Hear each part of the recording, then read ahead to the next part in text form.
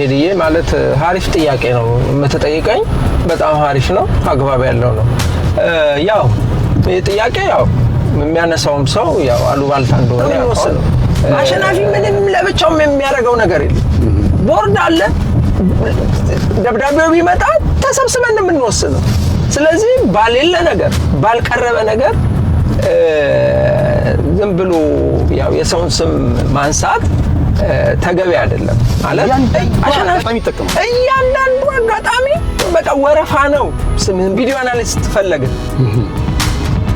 ለ30 ደቂቃ 350 ዩሮ ነው የምትከፍለው ዋው ቪዲዮ አናሊሲስቱና ልጅህ ቁጭ ብለው ነው ስተቱን ብቻ የሚነግረው ግን ይሄን ብታረጊ ለማንኛውም ተጠራው በቂ ነው የዚህ ቲም አሰልጣኝ ስዩም አባተን ለማደርገው ስዩም አባተ ታረጋ ስዩም አባተ ያው አሸናፊ ቶሮንቶ ካናዳ መተ ኢትዮ ስታርን በተንከው ወይስ አጠነከርከው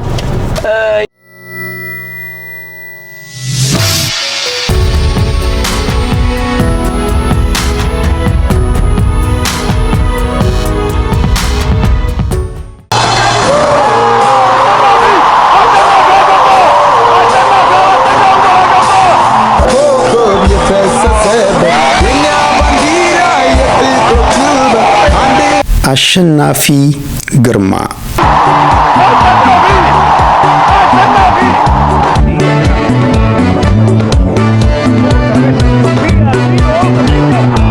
እግር ኳስን ለሰፈሩ ሶጂክ ቡድን በመጫወት ነው የጀመረው። ቀጥሎ ለድሬዳዋ ጨርቃ ጨርቅ ፈርሟል። አሳዳጊው ሶጂክ ቡድን የዝውውር 10 ኳሶችን ከጨርቃ ጨርቅ በማግኘት በወቅቱ በአሸናፊ ተጠቀመ ተብሏል።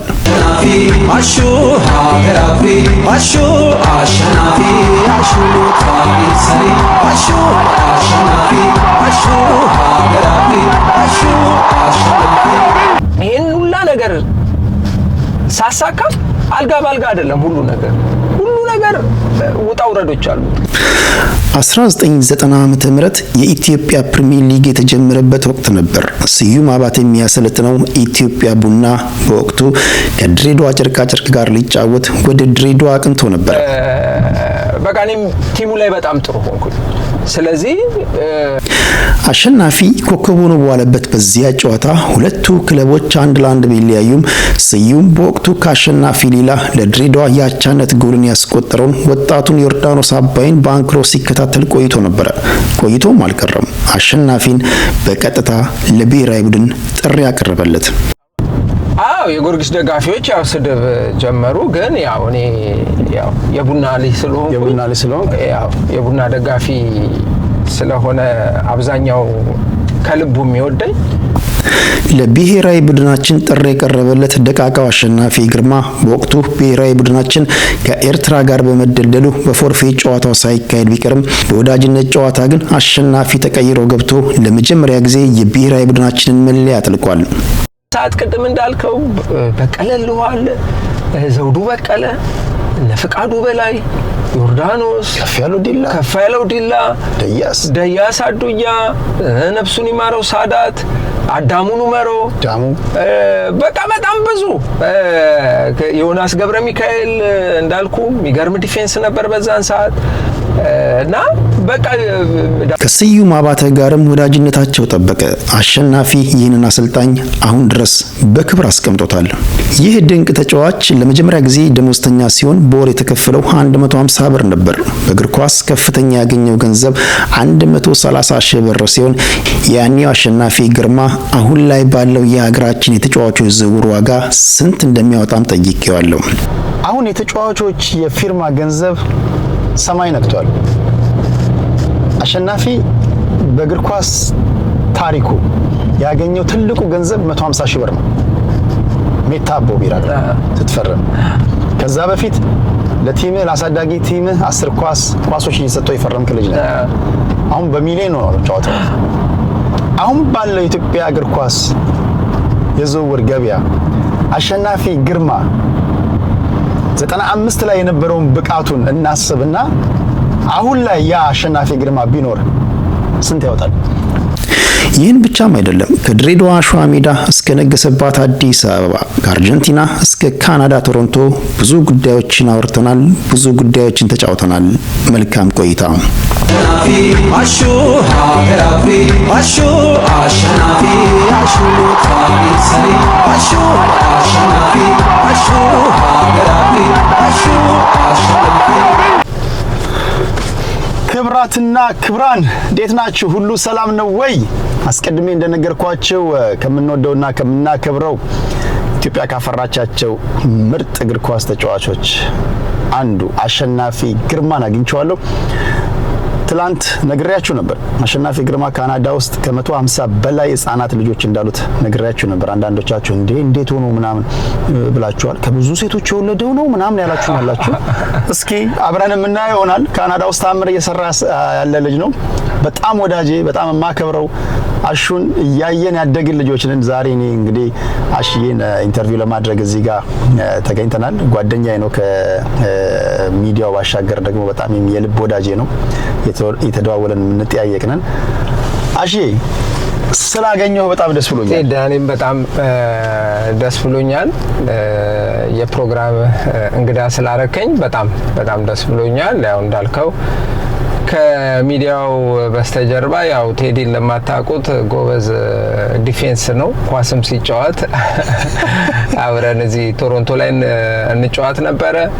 የጂም ሰው ነው። ጂምም አብረን እንሰራ ነበር። ያው እኔ ፋሚሊ ከመጣ በኋላ በአንዳንድ ስራዎች ቢዚ፣ እሱም ቢዚ ሆነ፣ እኔም ቢዚ ሆንኩና አንዳንድ ወሳኝ እግር ኳስ ጨዋታዎች ሲኖሩ ተደዋውለን አብረን ነው ሄደን የምናየውና በጣም ወዳጄ ነው። በሚዲያው ሳይሆን ከሚዲያው ውጪ ጥሩ ወንድሜ ነው እና ለሚዲያ ይመጥናል ብለህ ፈልገህ ደውለህ የፕሮግራም እንግዳ ስላረከኝ እኔም ከጓደኝነት ባሻገር በምትሰራው ስራ በጣም አድናቂ ነኝ።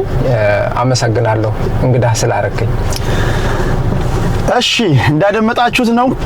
ይሄ እንደተለመደው ስሙትን ማልበል የተወለዱ የታደጉ ምናምን ከረባት አስረን ሱፍ አስረን ምናምን አይደለም። ዘና ብለን የምናወራው የምናደርገው ቆይታ ነው። አሽዬ ዛሬ ፈልጋለሁ ስለው ይሄ የምታዩትን የኢትዮጵያ ብሔራዊ ቡድን መለያ ባልጫወትም አልብሶኛል። ድራይቭ እያደረግን በቶሮንቶ ውስጥ ከአሽዬ ጋር የልባችንን እናወራለን። አሁን ያለነው መነሻችንን ያደረግነው እዚህ ጄራርድ ስኩዌር የሚባል ቦታ ላይ ነው። ከዚህ በኋላ ሙሉ ጊዜ የሚሆነው ከአሽዬ ጋር የማደርገው ቆይታ ይሆናል ማለት ነው። አሽዬ በፈለከው መንገድ ነው ድራይቭ የምናደርገው።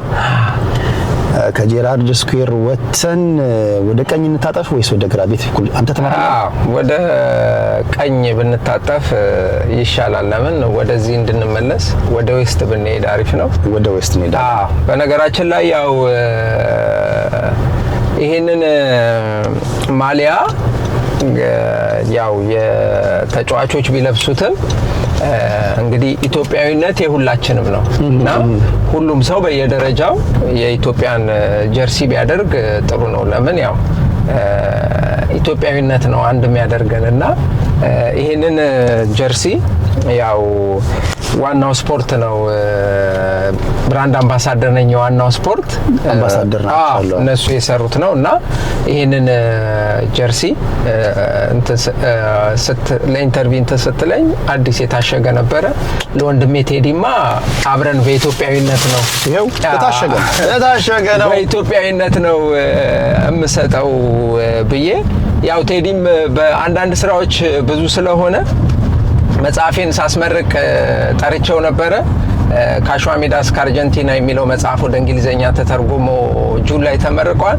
ያው ዛሬ እንግዲህ በእናንተ ፊት ይህንን መጽሐፌን ለቴዲ ያው ግፍት ማበርከት እወዳለሁ። ለቴዲ ሐዋሳ ያው በእናንተ ፊት አስረክቤያለሁኝ። እንግዲህ ይህን መጽሐፍ ሁላችሁም አስቀምጥላችኋለሁ፣ ቴሌግራም ላይ ማስቀምጥላችኋለሁ።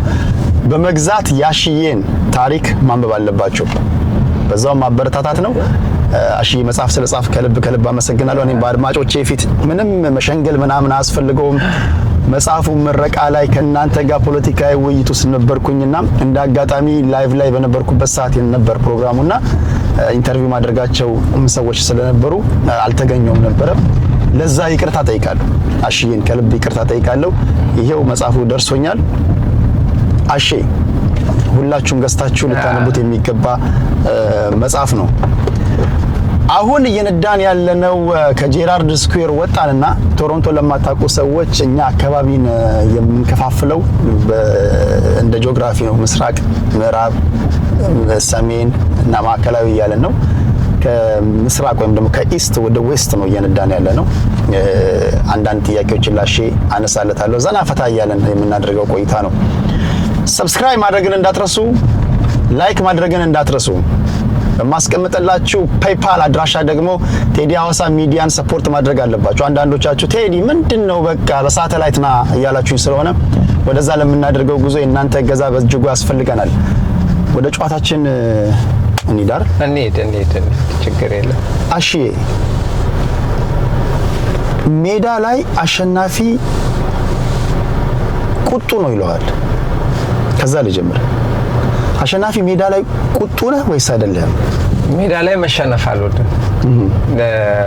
ቁጡነት ሳይሆን ሜዳ ላይ ሽንፈት አልወድም።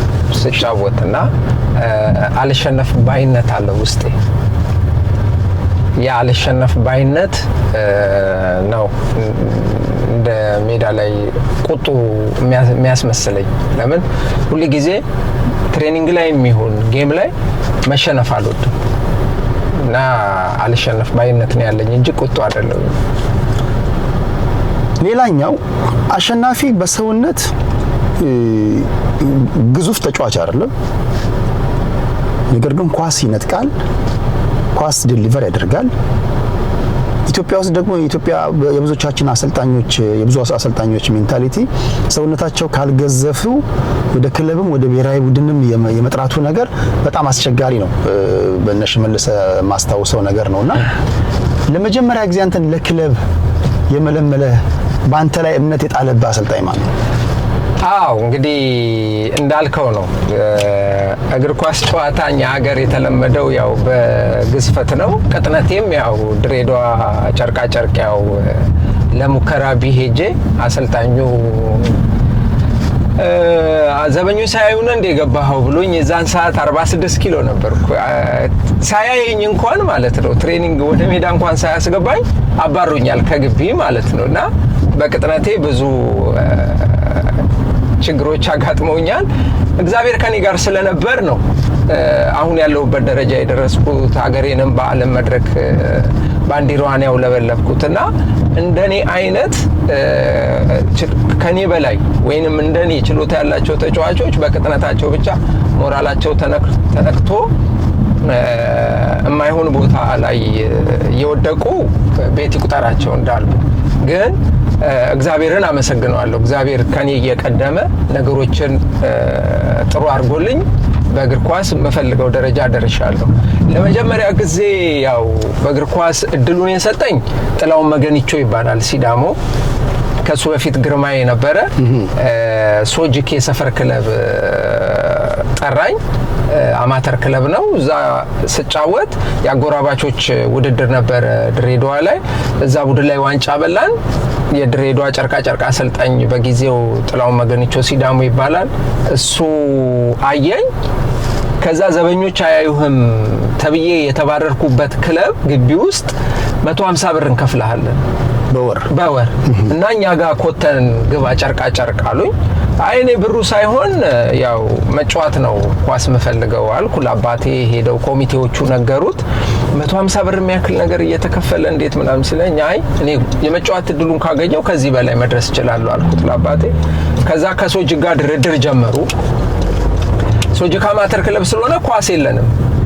ስለዚህ ኳስ ጠየቁ። በ20 ኳስ ድርድሩ ተጀመረ። በ10 ኳስ ተጠናቀቀና በ10 ኳስ ዝውውር ወደዛ ገባውና ለዛ ክለብ እንድፈርምም እንድጫወትም ትልቁን ወደ ህዝብ አይንም የከተተኝ ጥላውን መገኒቾ ሲዳሞ ነውና እሱን ሳላመሰግን አላልፍም በዚህ አጋጣሚ። ካነሳ አይቀር አሁን ጥላውን መገኒቾ ሲዳሞ በቅጽል ስሙ አሁንም በአሰልጣኝነት ሙያ ውስጥ ነው ያለው?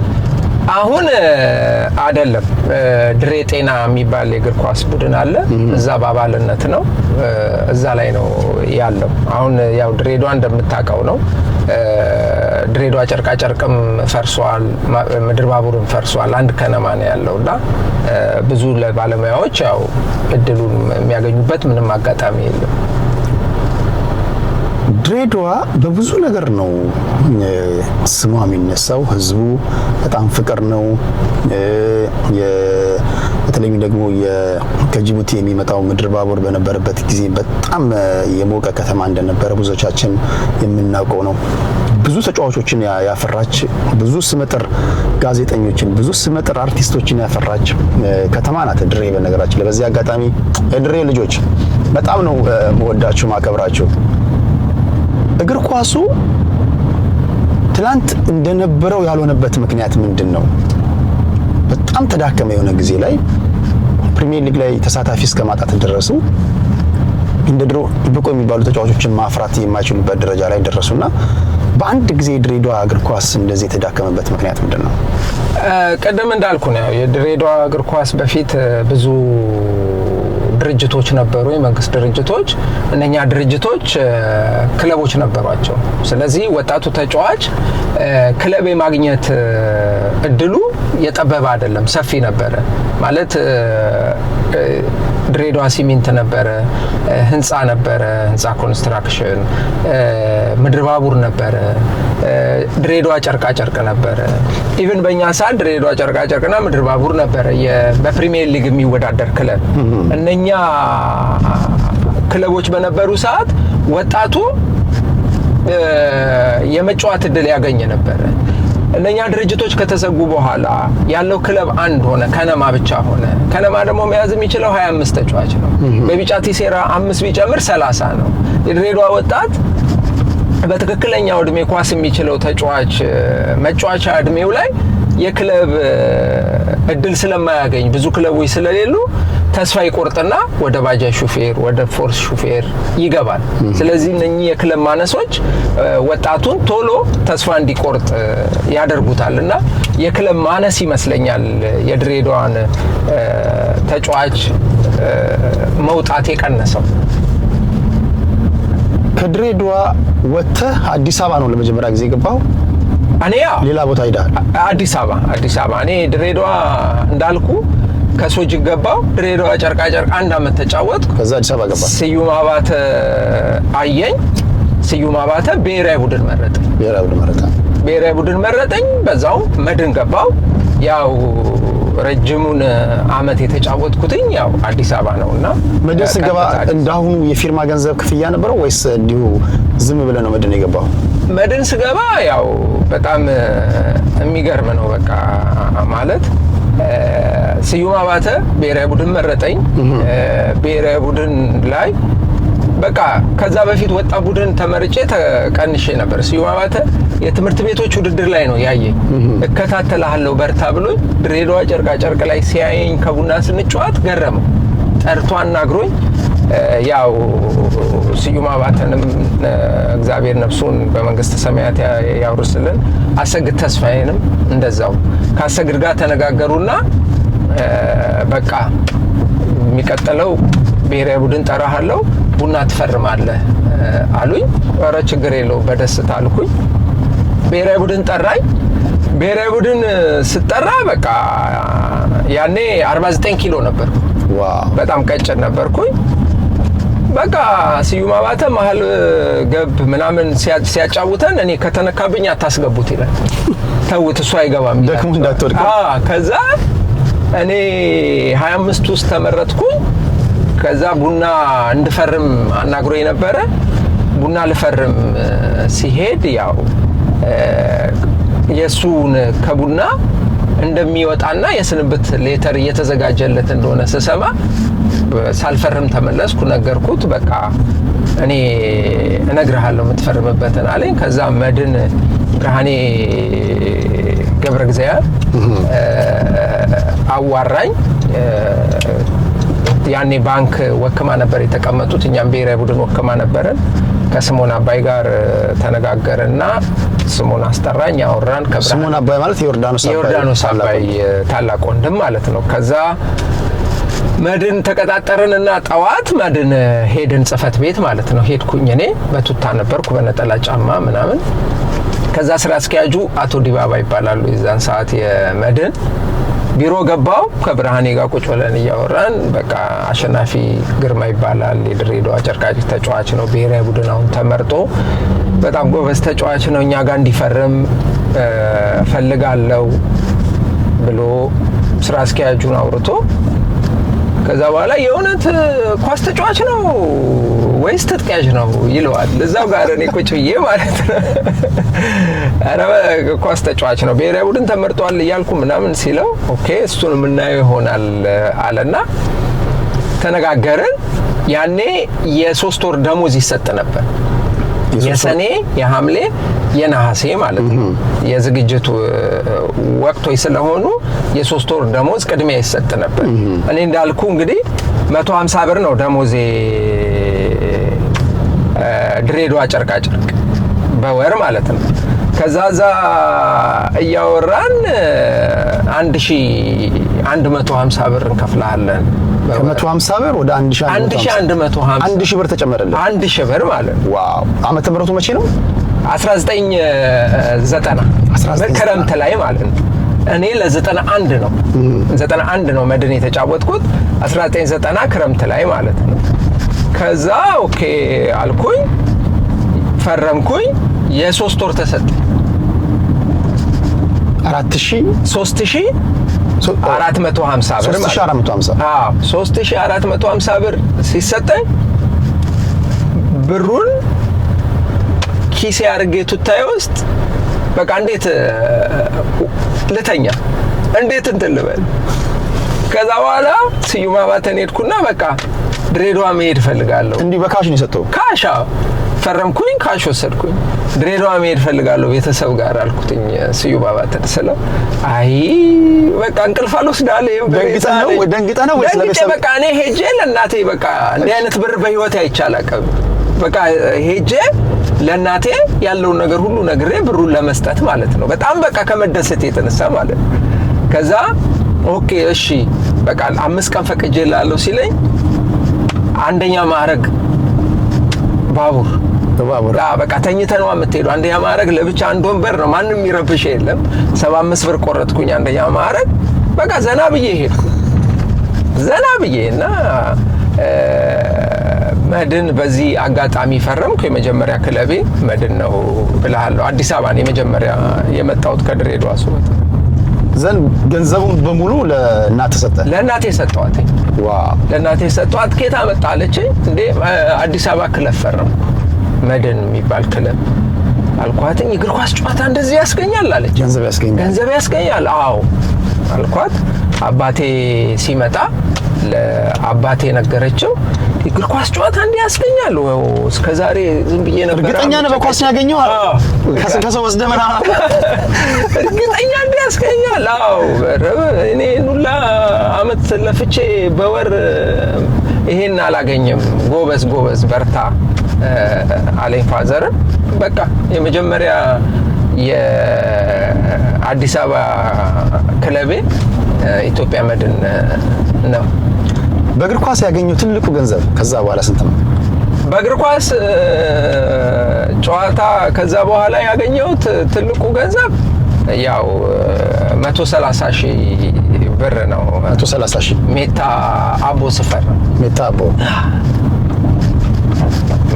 ማለት ሜታ አቦ የፈረምከው ከድሬዳዋ? ድሬዳዋ። አዎ። ከኢትዮጵያ ቡና በኋላ ከየመን መልስ የመን 2 አመት ተጫውቻለሁ። አሊ ሰና እና ሻህባድራ የመን 2 አመት ፕሮፌሽናል ሆኜ ተጫውቻለሁ። ኢትዮጵያ ቡና ስትዛወር እንዴት ነበር? በፊርማ ገንዘብ አልነበረው? ኢትዮጵያ ቡና ያው አንደኛ ነገር ህልሜ ነበር ቡና የመጫወት። በፊርማ ተነጋገርን፣ 8000 ብር ተነጋገርን። የሚገርም ነገር በዛን ሰዓት አንዳንድ የፋይናንስ እንትን ነበረባቸው ሊያስፈርሙኝ የፈለጉት ደጋፊዎች 3000 ብር ወሰድኩኝ። በቃ ሜዳ ላይ ስገባ በጣም ጥሩ ሆንኩኝ። ብሔራዊ ቡድን ተመረጥኩኝ፣ ወጣት ቡድን ተመረጥኩኝ። ደጋፊው በጣም ወደደኝ። ከዛ 3000 ብሩን ከወሰድኩ በኋላ 5000 ብሩን ደግሞ ቀስ ብለን እንጨምርልሃለን ሲሉኝ አይ ትቼዋለሁ 5000 ብሩን አልኳቸው። ቡና መጫወት ስለፈለገ? አዎ በቃ ማለት ቲም ውስጥም ስገባ ደጋፊው በደንብ ተቀበለኝ። በቃ እኔም ቲሙ ላይ በጣም ጥሩ ሆንኩኝ። ስለዚህ የቲሙ ፍቅር ስለበለጠብኝ በቃ 5000ውን ትቼዋለሁ 3000 በቂ ነው አልኳቸው። በቃ ገረማቸው። እነሱም በጣም እናመሰግናለን በጣም አሉ። ከዛ በአመቱ መጨረሻ ዋንጫ በላኔ ጥሎ ማለፍ 10000 ብር ተሸለምኩኝ። እንደውም ከዛ ከ5000 እጥፍ ሆኖ መጣ ማለት ነው። ዋው! ከዛ በኋላ ግን አንድ የሰማሁት ጊዮርጊሶች ቀረቡ፣ ውሸት እውነት ሊያስፈርሙ? አዎ ከአርጀንቲና መልስ ፈረምኩኝ። ጊዮርጊስ ፈረምኩኝ። እስኪ እሱ ነገር ተጫወትክ? ጊዮርጊስ ፈረምኩኝ። ለማስፈረሚያ 30,000 ብር ሰጡኝ ለእጄ። ውል ማፍረሻ ደግሞ ያኔ ውል ማፍረስ ይቻል ነበር። ኮንትራት ቢኖርህ ውል ማፍረሻ ለፌዴሬሽን 25,000 ብር ትሰጣለህ። ለፌዴሬሽን 10,000 ብር ትሰጣለህ። ለክለብ 25,000 ብር ታስገባለህ። ፌዴሬሽኑ መልቀቂያን ይሰጣል። ያን አርጌ ጊዮርጊስ ገባው። ጊዮርጊስ ትሬኒንግ ሰራው። 3 ጨዋታ ተጫወትኩኝ። 2 ወር ቆየው። ከዛ በኋላ ሳየው አልተመቸኝም። ወዲያውኑ የቡና ደጋፊዎች ደግሞ ሜዳ ላይ ያበሽቁኝ ነበር። በጣም ያበሽቁኝ ነበር፣ ይቃወሙ ነበር። አዎ ስለሚወዱኝም ማለት ነው። ከዛ ከአንዳንድ ደጋፊዎች ጋር በቃ ስናወራ እኔ እኮ መመለስ ፈልጋለሁ፣ ቡናን ወዳለሁ፣ ውል ካፈረሳችሁልኝ መመለስ ፈልጋለሁ አልኩኝ። በአንድ ሰዓት ባልሞላ ሰዓት ውስጥ የውል ማፍረሻውን ብር ሰበሰቡ። ዋው! ከዛ በኋላ ፌዴሬሽን በዛን ሰዓት እነ ፀሐዬ እነ ይሳቅ ነበሩ፣ ህጉን ነበር የሚተገብሩት። ከዛ ወዲያው ማመልከቻ አስገባውኝ ውል አፍርሼ መልቀቂያ እንዲሰጠኝ ስል እነሱ ያው ብሩን ይሄን 25,000 ለክለብ 10,000 ለፌዴሬሽን ካስገባ መልቀቂያው ይሰጣል የሚል ሌተር ሰጡኝ። ሁለቱንም አስገባው አያያዝኩ፣ መልቀቂያ ሰጡኝ። እንደ ሐሙስ ጊዮርጊስ ቤንች ወንበር ላይ ነበርኩ። እሁድ ለቡና ተሰለፍኩኝ። እና በጣም የሚገርም። ከዛ በኋላ የጊዮርጊስ ደጋፊዎች ተገልብጠው ስድብ አልጀመሩም? አዎ የጊዮርጊስ ደጋፊዎች ያው ስድብ ጀመሩ። ግን ያው እኔ ያው የቡና ልጅ ስለሆንኩ ያው የቡና ደጋፊ ስለሆነ አብዛኛው ከልቡ የሚወደኝ፣ እኔም ያው ሁለቴም ኮከብ ኳስ ተጫዋች የተባልኩት ቡና ላይ ነው። ብዙ የድሬዳዋ ልጅ ቢሆንም እግር ኳስ ጨዋታን ግን በደንብ ሀሁ ብዬ የጀመርኩት በደንብ የደጋፊን ፍቅር ያየሁት ቡና ገበያ ላይ ነው። እና ሌሎቹ ቢቃወሙኝም ያው ከቡና አይበልጥም። 1995 የኢትዮጵያ ቡና ስብስብ ውስጥ ነበርክ? እኔ ኮከብ ተጫዋች ነበርኩ። የኢትዮጵያ ፕሪሚየር ሊግ ኮከብ ተጫዋች ነበርኩ በወቅቱ። በኢትዮጵያ እግር ኳስ ውስጥ ብዙ ጊዜ የሚያከራክር አንድ ጉዳይ አለ። ብዙ ጊዜ የገነነ መኩሪያ ስም ሲነሳ የ1995 የኢትዮጵያ ቡና ይባላል፣ እንደ ማጣቀሻ ይጠቀሳሉ። ይሄ ጂኬ ፍልስፍናው ማለት ነው። በእውነት የ1995ቱ የኢትዮጵያ ቡና ስብስብ ላይ የጂኬ ተጽዕኖ ነበር? ማለት 1995 ስብስብ ላይ ገነነ ያው ነፍሱን ይማረውና ጥልቅ እውቀት አለው።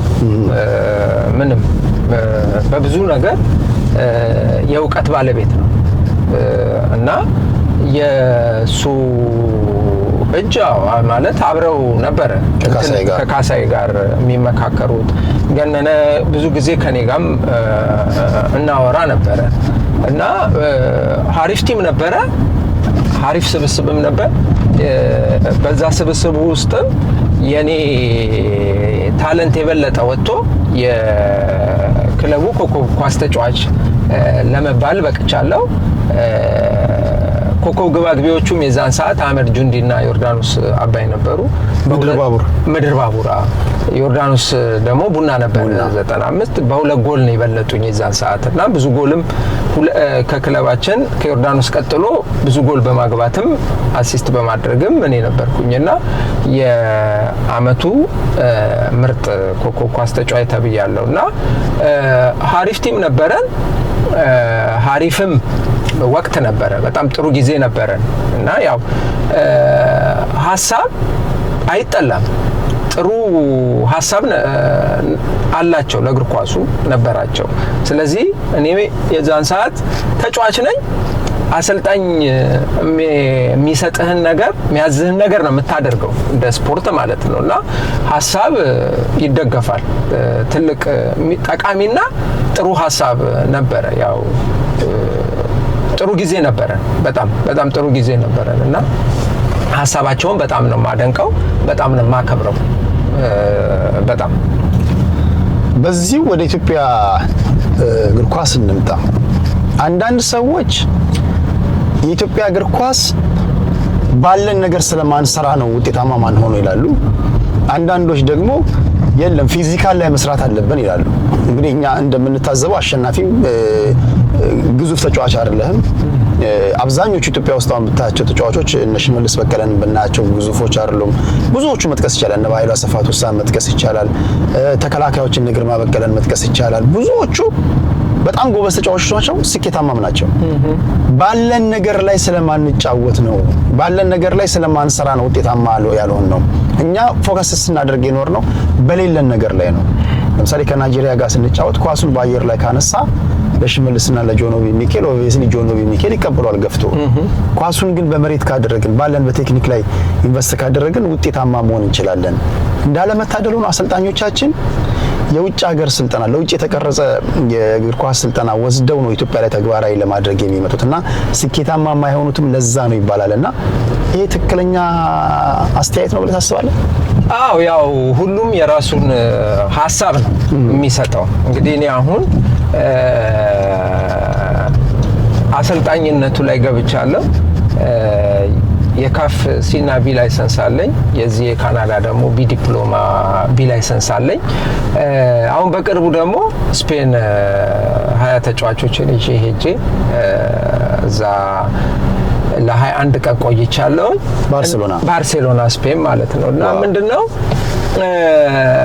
እኛ ሀገር ያው የውጭውም ስልጠና እየተሰጠ አይደለም አሁን ላይ ሳየው ማለት ያው ለማውራት ያክል እየተሰጠ ነው ይባላል እንጂ ምንም አይነት ስልጠና እየተሰጠ አይደለም ማለት እንዳየሁት ከሆነ ከ6 ዓመታቸው ጀምሮ የሚያስፈልጋቸውን ፊዚካሊ ሜንታሊ የሚያስፈልጋቸውን ነገር ነው የሚሰሩ ለሰልጣኞች። አሁን ለምሳሌ እኛ ሀገር ብቻ ሳይሆን ውጪ ላይ ብትሄድ አሁን እነ ኢኔስታ እነ ዣቪ እነ ቡስኬት ኢቭን ራሞስን ብትወስደው ሪያል ማድሪድ ግዙፍ አይደሉም፣ ግን እግር ኳሱን በደንብ ተቆጣጥረውታል። ምንድነው በትክክለኛ እድሜያቸው በትክክለኛው ሰዓት ትክክለኛውን ስልጠና ስለሚያገኙና ፊት ስለሆኑ አሁን ለምሳሌ በሰውነት ደቃቃ መሆን አይደለም፣ ፊት መሆን አለባቸው። ፊዚካል ፊትነሳቸው ፊት መሆን አለበት፣ በግዝፈት አይደለም። እኛ አገር ያው በተሰጠን ነገር ነው እየተጫወተን ያለነው። ግንስ እኛ ብቁ የሆነው የት ነው? አገራችን ላይ ለመጫወት ነው ወይንም የመን ነው? ይሄን ነው። ግን ልጆቻችን አሁን ያሉት ታዳጊዎች ግን ትክክለኛውን ስልጠና ካገኙ አውሮፓ ወጥተው የማይጫወቱበት ምንም ምክንያት የለም። ለዛ ግን ለመስራት ትክክለኛውን ስልጠና ማግኘት አለባቸው።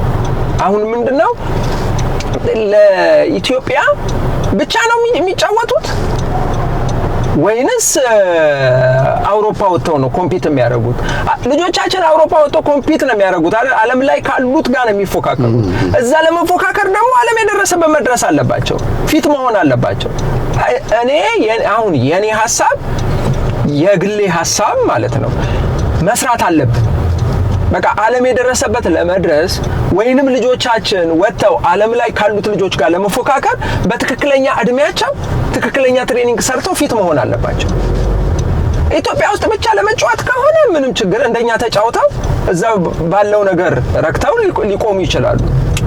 አውሮፓ ግን ለመውጣት ትክክለኛ ትሬኒንግ መስራት አለባቸውና ያ ትክክለኛ ትሬኒንግ እስካሁን አልተሰራም ብዬ አምናለሁ፣ አልተጀመረም። ለምሳሌ በትክክለኛው ሰዓት ጂም ልክ እንደ ትሬኒንግ ስኬጁል ነው። ስዊሚንግ ልክ እንደ ትሬኒንግ ስኬጁል ነው። አመጋገብ ሁሉ ነገር በትክክለኛው እድሜያቸው ከ6 ዓመት ጀምሮ ቢሰሩ በጣም ብዙ አውሮፓ የሚጫወቱ ታዳጊዎች ማፍራት እንችላለን። ግን ያ ነገር እስካሁን አልተጀመረም ብዬ አምናለሁ። እኔ ባየሁት ነገር ማለት ነው። እዛ ሄጄ ባየሁትና እኛ ሀገር ባየሁት ነገር ለምሳሌ የ6 ዓመት እስከ 13 ዓመት ያሉ ታዳጊዎች በሳምንት ከ20 እስከ 30 ሰዓት ይሰራሉ። ከ13 ዓመት በላይ ያሉት ደግሞ በሳምንት ከ30 እስከ 40 ሰዓት ይሰራሉ። ያ ነገር እኛ አገር ራሳችንን ስንጠይቀው ምን እንሰራለን ወይ ፕሮፌሽኑን በትክክል እንከተለዋለን ወይ ወደሚለው እንደርሳለን እና ልንለየው ይገባል የሚል እምነት አለኝ። ማለት እኔ ፊዚካል ፊትነስ ፕራክቲስ ያስፈልጋል ከሚሉት አንዱ ነኝ። ለምን ፊትነስ ከግዝፈት ጋር ምንም አያገናኘው። አንድ ነገር የምታደርገው ፊት ከሆንክ በይበልጥ በደንብ ማድረግ ትችላለህ። እና እዛ ፊትነስ ላይ ከሰሩ ልጆቻችን አውሮፓ ሄደው የመጫወት አቅም አላቸው። ለምን የሚወዳደሩት ዓለም ላይ ካሉት በእድሜያቸው ካሉ ተጫዋቾች ጋር ስለሆነ የሚል እምነት አለኝ። አንድ ከዚህ አንድ ከዛ ጠይቃለሁ። ስለ ባርሴሎና ቆይታ እመጣበታለሁ። ስለ 150 ልጆችም እንደዚሁ እመጣበታለሁ። አሁን ወደ ኢትዮጵያ ልመልስ። አሸናፊ ላንተ የምን ጊዜ በቃ ከህሊና ማይጠፉ የምን ጊዜ እስኪ 11 ምርጥ ተጫዋቾች የምትላቸው ከኢትዮጵያ መጥቀስ ትችላለህ? አዎ ያው ብዙ ጊዜ እኔ እምለው ምንድነው ቡና ላይ ነው ብዙ የተጫወትኩት። ቡና ላይ በጣም ብዙ ቡና ላይ ስለተጫወትኩ ብዙ ጊዜ ያው 11 ተጫዋች በነገር ላይ ስንት ዓመት ነው ቡና የተጫወትከው? ወደ 8 ዓመት። በኢትዮጵያ ብሔራዊ ቡድን ውስጥ ደግሞ 14 ዓመት ቆይቻለሁ። እንደገና ደግሞ በፕሪሚየር ሊግ ውስጥም እንደዛው ወደ 18 ዓመት ምናምን ቆይቻለሁና ከብዙ ተጫዋቾች ጋር ተጫውቻለሁ። 25 ቲም 30 ቲም መስራት ትችላለህ ከየጄኔሬሽኑ ማለት ነው። በጣም ብዙ ቤስት ተጫዋቾች አሉ። በጣም ከብዙ ተጫዋቾች ጋር ተጫውቻለሁ። ግን ብዙ ጊዜ እንደምለው ቡና ላይ አብረሃቸው በጣም ቆይተህ ስትጫወት የአንዱን ተጫዋች ባህሪ በደንብ ታውቀዋለህ ምናምን። ወጣት ቡድንም ብሔራዊ ቡድንም እንደዛው ለ11 ተጫዋች ለመጥቀስ ያህል ያው አንዳንዱ ቦታ ላይ ያው ሁለት አረግልሃለሁ። ግን ከነቤንቹ ነገር አዎ አሁን ለምሳሌ በረኛ ላይ ያው አሊ ረዲን ነው አንደኛ ተመራጭ ማረጋው አሊ ረዲን ነው። ሊብሮ ላይ ያው ኩኩሻን ነው የማደርገው። ሳሙኤል ደምሴ ኩኩሻን ነው የማደርገው። ቀኝ እንግሊዝ ሀገር ነው ያለው። ቀኝ ስቶፐር ላይ ያው አንዳርጋቸው ነው የማደርገው። ሰለሞን ሸበላውን። ግራ ስቶፐር ላይ አንዋር ትንሿን ነው የማደርገው። አንዋር ትንሿን አደርጋለሁ። እስኪመር ላይ ያው እድሉ ደረጀን አረጋለሁ። ከሱ ጋር ያው ጌቱ ተሾመ አለ። ወጣት ቡድንና ብሔራዊ ቡድን አብረን ተጫውተናል። ጌቱ ተሾመን አረጋለሁ። አብረው ያው አቀያይራቸዋለሁ። ቀኝ ሚድፊልድ እኔ ራሴን አደርጋለሁ። ግራ ሚድፊልድ ካሳይ አራጌን አረጋለሁ። ግራ ተመላላሽ ዳዊት ገዳዳውን አረጋለሁ። ዳዊት ስቴፋኖስ ዳዊት ገዳዳውን አረጋለሁ። በቀኝ በኩል ቀኝ ተመላላሽ ላይ ካሊድ መሐመድን አደርጋለሁ። ካሊድ መሐመድ ባይዘዌ ችሎታው ብዙ ያልተነገረለት በጣም ጨራሽ፣ በጣም ፓሰር፣ ኢትዮጵያ ቡና ሁሌ ወደ ውጤት በሚሄድበት ሰዓት ከአጥቂዎቹ ቀጥሎ በጣም ብዙ ጎል የሚያገባና በጣም ኳሊቲ ያለው ተጫዋች ነውና ዲሲፕሊን የሆነ ተጫዋች ነው። ሁሉ ጊዜ በማወጣው አስተላለፍ ላይ ካሊድ መሐመድን ቦታ ፈልጌ የማጫውተው ልጅ ነውና ቀኝ ተመላላች ላይ ካሊድን አረጋለሁ። እፊት ላይ ያው ዮርዳኖስና አሰግድ ተስፋዬን አደርጋለሁኝ። ከፊት እነሱን አደርጋለሁ። ያው ብዙ ተጫዋቾች አሉ ቤንች ላይ የምትጠራቸው፣ ግን ለማንኛውም እነኝን ከጠራው በቂ ነው። የዚህ ቲም አሰልጣኝ ስዩም አባተን ነው የማደርገው። ስዩም አባተ ያው ነፍሱን ይማረው ገና ኳስ አቋቋምህን አይቶ የሚመርጥህ ኮች ነው። በጣም ብዙ ያልተነገረለት ብዙ እንደሰራው ያልተከበረ ያው እኛ ሀገር ብዙ እሱ አስራት ኃይሌ በጣም ብዙ ለኢትዮጵያ እግር ኳስ ትልቅ ድርሻ ተወጥተዋል። ግን እንደሰሩት ስራ በህይወት እያሉ በጣም በትልቁ መከበር የነበረባቸው ሰዎች ናቸው። ነፍሳቸውን በገነት ያኑረው። በጣም ትልቅ አሰልጣኞች ናቸው። በጣም አከብራቸዋለሁ፣ በጣም ወዳቸዋለሁ። ከነሱ ብዙ ነገር ተምሬያለሁ። በጣም ብዙ ነገር ተምሬያለሁ። ስዩም አባተ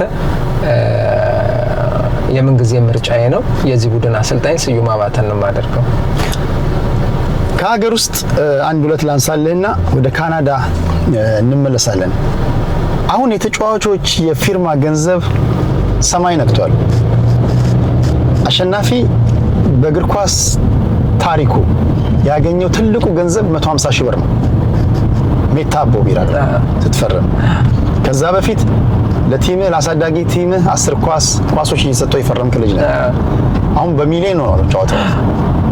አሁን ባለው የኢትዮጵያ እግር ኳስ የዝውውር ገበያ አሸናፊ ግርማ 95 ላይ የነበረውን ብቃቱን እናስብና አሁን ላይ ያ አሸናፊ ግርማ ቢኖር ስንት ያወጣል?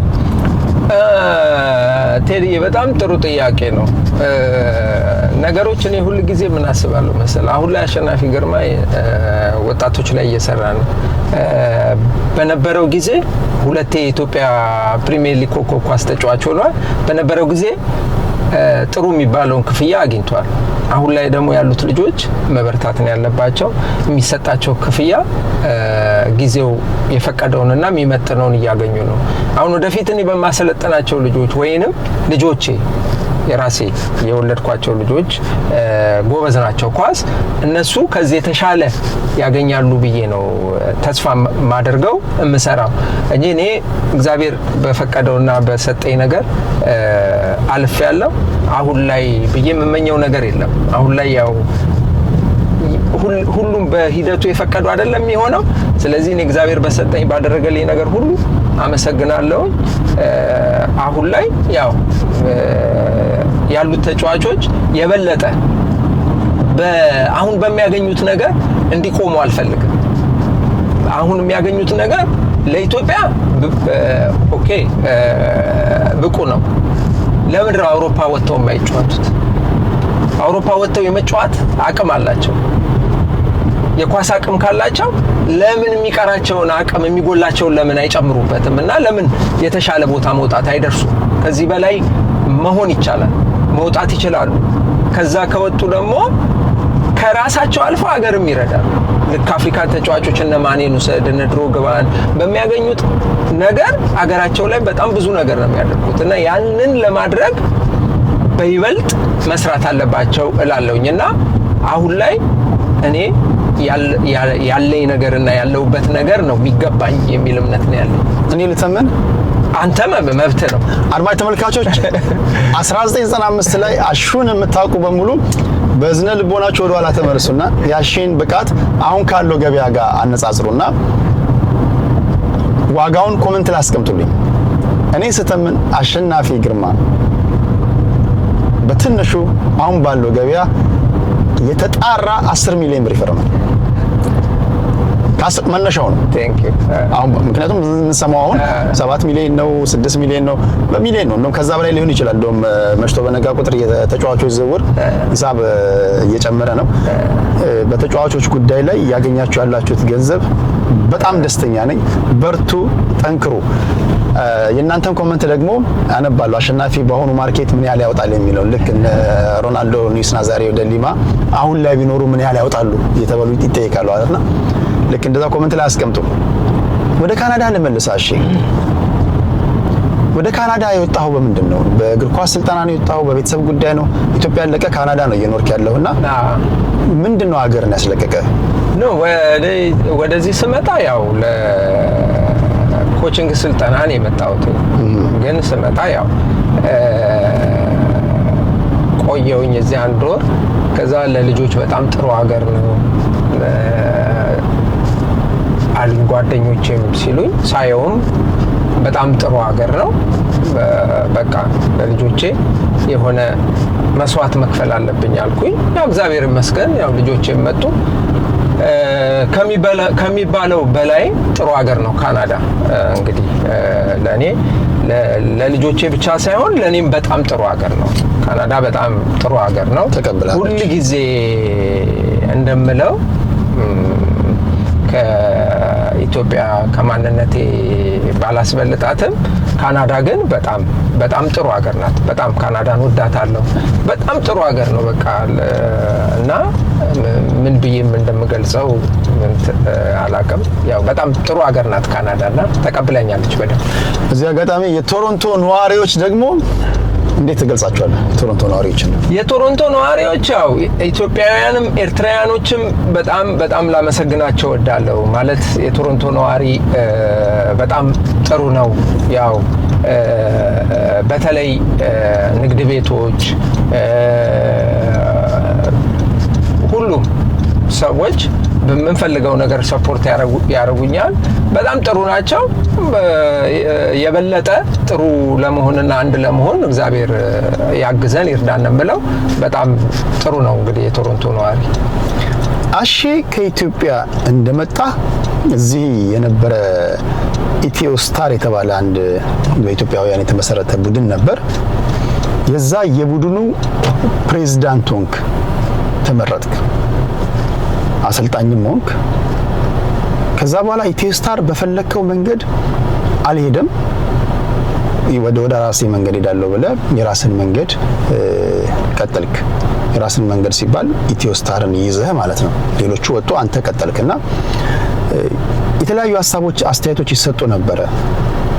አሸናፊ ኢትዮ ስታር መጥቶ በተነን ይላሉ አንዳንዶች ደግሞ ከአሸናፊ ፕሪንሲፕል ጋር ስላልተስማማችሁ ራሳችሁ ተበተናችሁ እንጂ እሱ ምንም ያደረጋችሁ ነገር የለም ይላሉ። አሸናፊ ቶሮንቶ ካናዳ መጥተ ኢትዮ ስታርን በተንከው ወይስ አጠነከርከው? ያው እኔ ካናዳ ስመጣ እንደምታውቀው ያው አብረን ነበር ትሬኒንግ የምንሰራው። የዛን ሰዓት ያው የቲሙ ተጫዋች ነበርኩኝ እና ያው እንዳማካሪም ነበርኩኝ። ሙሉ ለሙሉ ኮች አልነበርኩኝም። ሲያትል ሄድን። ሲያትል ነበረ ውድድሩ 2017። ወጣት ተጫዋቾችም ነበሩ በዛን ሰዓት። ያው ብዙ ኃላፊነት እኔ ጋር አልነበረም። ያው እንደ ተጫዋች ነኝ። ያው ብዙ ነገር አስተያየት ሰጣለሁ፣ ሀሳብ ሰጣለሁ እና ትሬኒንግ ሰራን። እኔ በጣም እየተጫወትኩ የሚቆጩኝ ነገሮች አሉ። ማለት ወጣትነትም ስለነበረ ለእግር ኳስ የሚያስፈልጉ ነገሮችን አላደርግም ነበረ እና ካጠገቤ እንደዚህ በደንብ የሚይዘኝ እንትን የሚለኝ ቢሆን ኖሮ አሁን ከነበርኩበት በእግር ኳስ ህይወቴ የተሻለ ቦታ ደርሼ መጫወት እችል ነበር። ያ ነገር ይቆጨኛል እና እግዚአብሔር ደግሞ መንገዱን አሳይቶኝ በፊት ከነበርኩበት ወጥቼ አሁን አስተማሪ ሆኜ የሚቆጩኝ ነገሮች አሁን ባሉ ታዳጊዎች ላይ እንዲሆኑ አልፈልግም። ለምን ስላየሁት ወጣቶቹ በማይሆን ነገር ተጠልፈው እንዲቀሩ አልፈልግም። ከዛ ሄድን እዛ ከምድባችን አለፈን በአንደኝነት። ከዛ ከምድባችን አልፈን እስፍና ላይ ማለት ኤስኤፍኤን ማለት ነው ኢትዮ ስታር ከምድቡ አለፈ። ከዛ በንጋታው ከሲያትል ባሮ ጋር ጨዋታ አለን 10 AM ላይ ጠዋት ማለት ነው። 10 AM ላይ ጠዋት ጨዋታ እያለን 8 AM ላይ ኮሪደር ላይ ድምጽ ሰማለሁ፣ የሚጫጫ ድምጽ ማለት ነው። ከዛ ከእንቅልፌ ተነስቼ በር ስከፍት አብዛኞቹ የኛ ተጫዋቾች ናቸው ማለት ነክቶባቸው ሞቅ ብሏቸው ምናምን 10 AM ላይ ከጨዋታው 2 ሰዓት ቀደም ብሎ ማለት ነው። ከዛ እኔ ምንም አላየሁም እንዴ ደነገጥኩኝ በቃ። እና ወጣት ተጫዋቾች የሚባሉ አሉ እና እኔ ደግሞ ለሀገሩ ገና 6 ወሬ ነው። ምንም እንትን ማድረግ አልፈለኩም። ሜዳ ሄደን ለጨዋታ ልክ ሜዳ ላይ ገባን። በ15 በ20 ደቂቃ ውስጥ 6 ጎል ገብቶብናል። ከዛ እኔ 2 ጎል አገባ፣ 2 የቆመ ኳስ ቅጣት ምት። ከዛ እንዳውም እነሱ ያው ምንም እንደማናረጋቸው ስላወቁ ቤንቾች አስገቡ ምናምን። ጨዋታው 6-2 አለቀ በዛው ማለት ነው። እዛ 6-2 አለቀ። በቃ እኔ ምንም አላልኩኝም፣ በጣም ተናድጄ ነበረ። በቃ ያው ካሁን በኋላ ያው በእግር ኳስ የምንገናኘው ለአንዴም ለመጨረሻ ጊዜ ነው። ቴንኪው ስለነበረን ቆይታ ብዬ የዛን ቀን በቃ የዛን ቀን ተለያየን ማለት ነው። ከዛ በኋላ ስንመጣ ስብሰባ ተደርጎ ምን ተብሎ አሸናፊ ክለባችንን ወደ ተሻለ ቦታ ያደርስልናል ዲሲፕሊንም ነው ብለው የነበሩት የቦርድ አመራሮች እና ሜምበሮች ለኔ ኃላፊነት ሲሰጡኝ አረ እኔ የምወደው ነገር ነው እግር ኳስ፣ ስለዚህ የሰጣችሁኝን ኃላፊነት በአግባቡ ለመወጣት የምችለውን ሁሉ ነገር አደርጋለሁ ብዬ ተረከብኩኝ። ከዛ በኋላ ዋናው እኛ ቲሙን ሪፎርም ለማድረግ ያሰብነው ምንድነው በቃ ዲሲፕሊን በሆኑ ወጣቶች ቲሙን ማዋቀር፣ ከዛ ሄዶ ቲሙ ተሳትፎ እንዲመጣ የከተማው ላይ ተወልደው ያደጉ ወጣቶች ክለቡ የነሱም እንደሆነ እና ክለቡ ላይ ማንኛውም ኢትዮጵያዊ እድሜው ከ17 ዓመት በላይ የሆነ መጥቶ ትሬኒንግ አድርጎ ዲሲፕሊን ያለው የአሜሪካ ቪዛ ያለው ወይም ሲቲዝን የሆነ ተሳትፎ ተመርጦ እንዲሄድ። ከዛ ሁለተኛ ነገር ያደረግነው ውጤትም በሁለተኛ ደረጃ እንጂ መጀመሪያ ቲሙን ሪፎርም ማድረግ በቃ ዲሲፕሊን በሆኑ ወጣቶች። ምንድነው የኔ ደግሞ ዋናው አላማ ቅድም እንዳልኩ ነው። እኔ በወጣትነት ብዙ ስህተቶች ሰርቻለሁ። ወላጆች ልጆቻቸውን ኳስ ላይ ዲሲፕሊን ይሆናሉ ብለው ልከው ልጆች ማይሆን ነገር ቢራ ሺሻ ለምደው መመለስ የለባቸው። ወላጆች ሊያዝኑ አይገባም። ወላጆች አሸናፊ ግርማ ጋር ልከን ልጆቻችንን ወይ ቴዲ አዋሳ ጋር ልከን እንደዚህ ለምደው መጡ ብለው ወላጆች ማዘን የለባቸው። ስለዚህ ዋናው ነገር ቲሙ የሰራው ያላይ ነው። እዛ ላይ ደግሞ እግዚአብሔር ይመስገን ሰክሰስ ሆኖ አሁን 2018 ላይ ሃይ ስኩል የነበሩ ልጆች አሁን ኮሌጅ ዩኒቨርሲቲ እየተመረቁ ድግሳቸውን እየበላው ነውና ዋናው ከኳሱ በላይ ልጆቹ በዲሲፕሊንም በትምህርታቸውም ጥሩ ሆነው እድሉ ያላቸው ልጆች ደግሞ ስኮላርሺፕ አግኝተው ትምህርታቸውን እንዲሰሩ ለማድረግ እንጂ እኔ ማንንም የማባረር ማንንም የመበተን ስልጣኑ ፍላጎቱም የለኝም። ግን አንድና አንድ እኔ ወጣቶች የማይሆን ነገር ውስጥ እንዲገቡ አልፈልግም፣ አልፈቅድም። ያ ነው የኔ አላማ እና የቲሙም የኔ አላማ ያ ሲሆን የኢትዮ ስታር አላማም ደግሞ ወጣቶች መተው ወገናቸውንም ራሳቸውንም ከመጥፎ ነገር ጠብቀው የተሻለ ቦታ እንዲደርስ ነው የክለቡም አላማና ያንን ይመስላል ነው። ስለ አነሳልኝ ቴንኪው። ከዚህ ከኢትዮ ስታር ጋር በተያያዘ ብዙ ነገሮች በሽምግልና እንደተሞከሩ አውቃለሁ። አንድ ወጥ የሆነ ቲም እንዲኖረንና በሰሜን አሜሪካ በሚደረገው የእግር ኳስ ውድድር ላይ መሳተፍ እንዲቻል ዋንጫ ማምጣት እንኳን ባይቻል ጠንካራ ተፎካካሪ መሆን እንዲቻል ብዙ ጥረት ቢደረግም አለመስማማቶቻችን ከሚያስማሙን ነገሮች በላይ የሆኑ አንድ ቲም አልገነባንም። አንዳንዶች አሁንም ለዚህ እንዳንስማማ አሸናፊ ነው ይላሉ፣ አንዳንዶች የለም ሌሎች ናቸው ይላሉ። አንድ ወጥ የሆነ ቡድን እንዳንሰራ፣ አንድ ወጥ የሆነ አመራር እንዳይኖረን እንቅፋት የሆነብን ምንድነው ብለህ ታስባለህ በአንተ እምነት? ምንም አሁን ምንድነው መሰለ፣ አሁን ጥሩ ጥያቄ ነው። ማለት አንድ ወጥ የሆነ ቡድን አለ፣ ኢትዮስታር አለ። አንድ ወጥ የሆነ ደግሞ አመራር አለ። 9 ቦርድ ነው ያለው በደንብ ተዋቅሮ ማለት ነው። ካሁን በፊት እንደውም ሴቶች አይሳተፉም ነበር። አሁን ሴቱ ለአመራር አለ ቦርዱ ላይ ማለት ነው። ቲም ደግሞ ኢትዮስታር እኔ እዚህ ሀገር ለመምጣት ከማሰቤ በፊት የነበረ ቲም ኢትዮስታር ከ40 ዓመት በላይ ኤስኤፍኤን ላይ የሚሳተፍ ቡድን።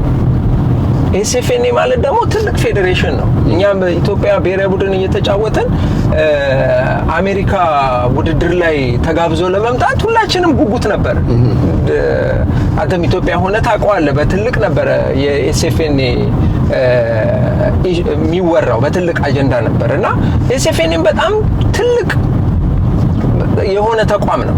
ኢትዮስታርም ትልቅ ክለብ ነው።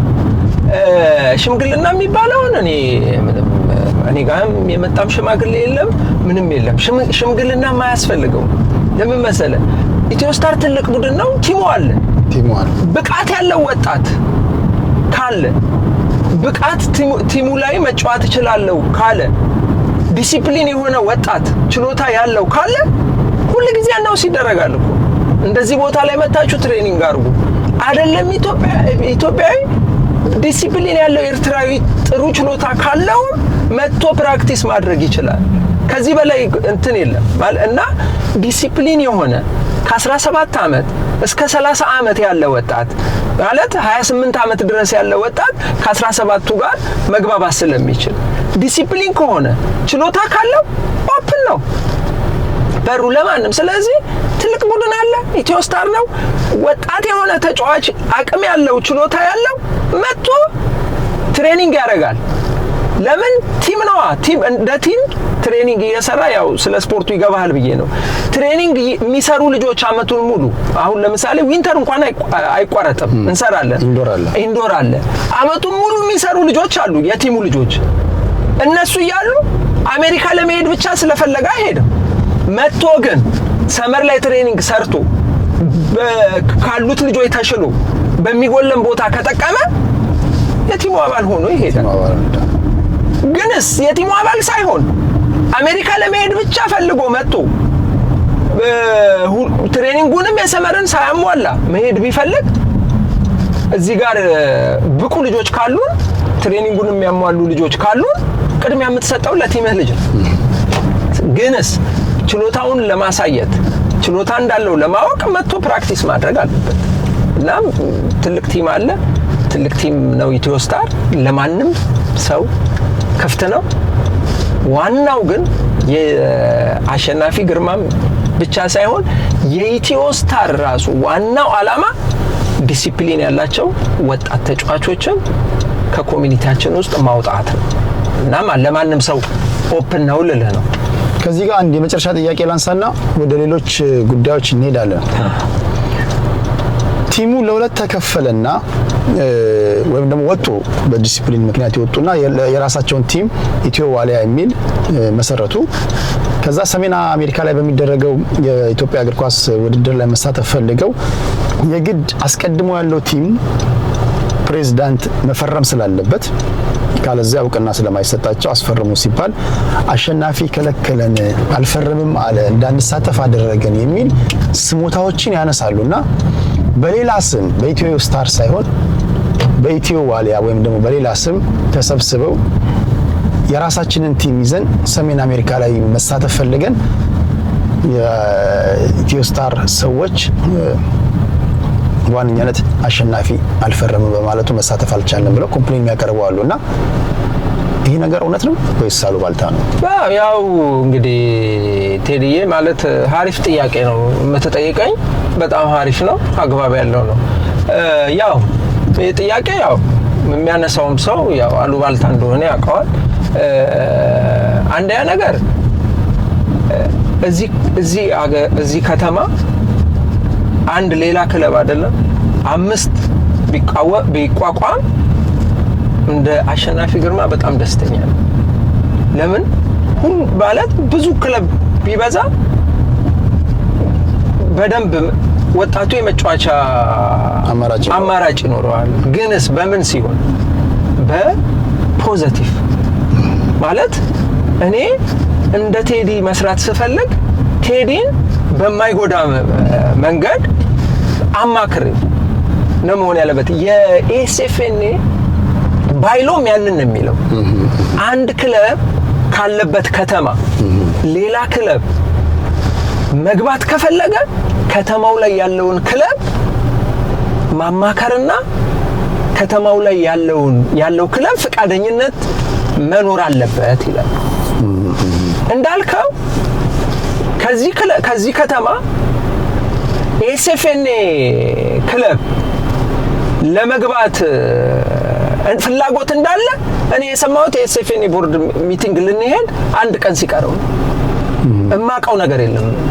እስከዛው የነገሩም ነገር የለም። ምንም አይደለም። ፈርምልን እማቀው ነገር የለም። ምንም እማቀው ነገር የለም። ስለዚህ እነሱ መጀመሪያ ይሄንን ለማድረግ ያሰቡ ሰዎች እንዲህ ስንነው እምቢ አለ ከሚሉ ክለቡ ይታወቃል። ለክለቡ ሌተር እኮ የሚሰጠው ሲጀመር ለጸሐፊ ነው። ጸሐፊው አለ። ሌተር ቢሰጡን እንደ ቦርድ ተሰብስበን ነው የምንወስነው። አሸናፊ ምንም ለብቻው የሚያደርገው ነገር የለም። ቦርድ አለ። ደብዳቤው ቢመጣ ተሰብስበን ነው የምንወስነው። ስለዚህ ባልሌለ ነገር ባልቀረበ ነገር ዝም ብሎ ያው የሰውን ስም ማንሳት ተገቢ አይደለም። ማለት አሸናፊ ግርማ ከባዶ እግሩ ተነስቶ ኳስ ተጫውቶ እግዚአብሔር በሰጠው ነገር ውጣ ውረዶችን አሳልፎ ምን ብሎ እግዚአብሔር እዚህ ጋር ስላደረሰው አሸናፊ ግርማ የሚባለውን ብራንድ ስም አግኝቷል። ያን ስም ዝም ብለህ አሸናፊ ግርማ ስለሆነ ብቻ እያነሳ እንትን ማለቱ ጥሩ አይደለም እና አሉባልታ ነው። ያ ነገር ቢሆን ምንም አሉ የቦርድ አመራሮች ከኔ ጋር እሱን ሊነግሩ ይችላሉ። ግን አካሄዱ መልካም ነው ወይ አይደለም ወይ፣ እንዴት ነበረ እንዴት አልነበረም ያደረጉት ሰዎች ያውቁታል። ስለዚህ በጣም ብዙ ዝርዝር ውስጥ አልገባልህም። እነኛ ሰዎች መተው አንተ ጋር ከነገሩ ከዛ በኋላ ለመልስ እኔ ልመጣ እችላለሁ። እንዴት ነበረ መንገዱ፣ እንዴት ነው የሆነው፣ እንዴት ነው እንጂ ከዛ በተረፈ እኔ በጣም ደስተኛ ነኝ በፖዚቲቭ መንገድ ከሆነ። ግን ሌተር አልመጣም። ኢትዮ ስታር ጋር የምናውቀው ነገር የለም። እዛ ቦርዱ ጋር ነው ያወቅነው እንዲህ ክለብ የሚባል ታውቃላችሁ። ስለዚህ ደግሞ ኤስኤፍኤን ደግሞ እኛ ሳናቅ የተደረገን ነገር መቀበል አይችልም። ስለዚህ ትልቁ ነገር ያ ነው። ቴዲዬ ቴንኪው ስላነሳልኝ ይሄን ጥያቄ በጣም አመሰግናለሁ። ቴንኪው። እሺ፣ በዚህ አጋጣሚ ይሄን እያደመጣችሁ የምትገኙ እዚህ ቶሮንቶ ውስጥ ያላችሁ የኢትዮ ዋሊያ አመራሮች፣ እግር ኳስ ተጫዋቾች ህጋዊ የሆነ ፎርማል በሌተር በደብዳቤ አቅርባችሁ ተከልክለናል ካላችሁ የእናንተንም ድምጽ የእናንተንም ሐሳብ ለአሼ ለማቅረብ ፈቃደኛ መሆኔን በዚህ አጋጣሚ ልነግራችሁ ወዳለሁ። ወደ ቀጣይ ጥያቄዎች ልሂድ። አሸናፊ ከኢትዮ ስታር ጎን ለጎን ከ150 በላይ ህፃናቶች ላይ ኢንቨስት እያደረክ ነው። በሌላ አባባል ልጆች አሉ። በጣም ስኬታማ ነህ ማለት ይቻላል። ወላጆች አምነው ልጆቻቸውን ይሰጡሃል። መስጠት ብቻ አይደለም። ዛሬ ወላጅ ልጆቹን የገዛ ዘመዶቹ ጋር እንኳን ባድራ በማስቀምጥበት ዘመን ላይ የኖርን አንተን ግን ካናዳ ቶሮንቶ ውስጥ ያሉ ወላጆች ልጆቻቸውን ይዘ እስከ ባርሴሎና ድረስ እንድትሄድ ፈቅደውልሃል። አካዳሚ አለ። እስኪ ስለዛ ንገረኝ። አዎ እግዚአብሔር ይመስገን። ቅድም እንዳልኩ ነው እኔ ልጆቹን ሳይ በቃ የእውነቴን ነው በነግርህ ሁሉም ልጆቼ ናቸው። እንባዬ ነው የሚመጣው። ለምን እኔ ይሄን ነገር አግኝቼ ቢሆን ኖሮ እላለሁ። ይሄን ነገር አግኝቼ ቢሆን የት ደርስ ነበር እላለሁኝ። እና በቃ ያለ መሰሰት ነው ፍቅር መሰጣቸው።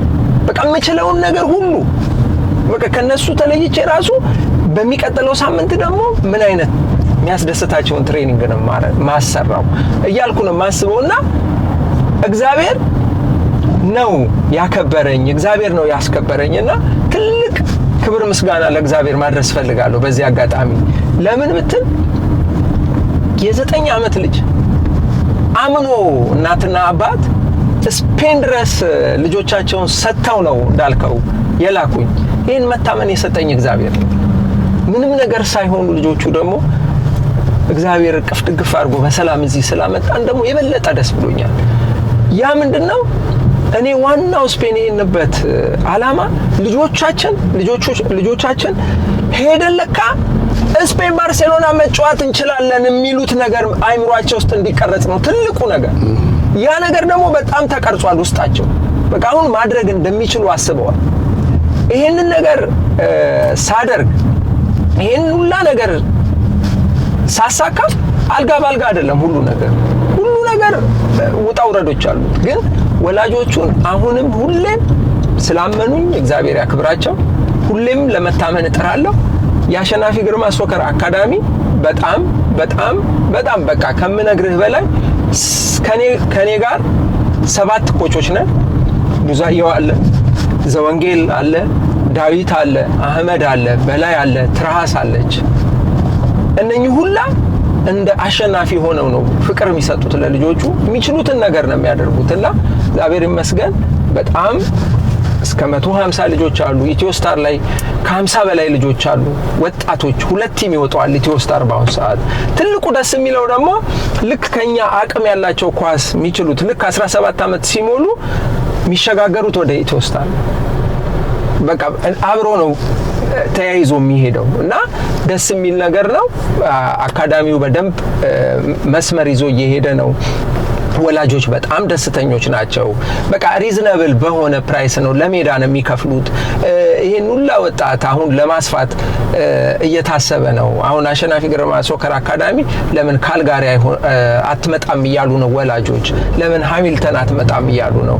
አሁን በአዲሱ ዓመት ሰፋ አድርገን የአሸናፊ ግርማ ሶከር አካዳሚ በየከተማ ሆኖ ራሱን የቻለ ራሱ ህጻናቶቹ ቶርናመንት እንዲያደርጉ የተያዘ ፕላን አለና እግዚአብሔር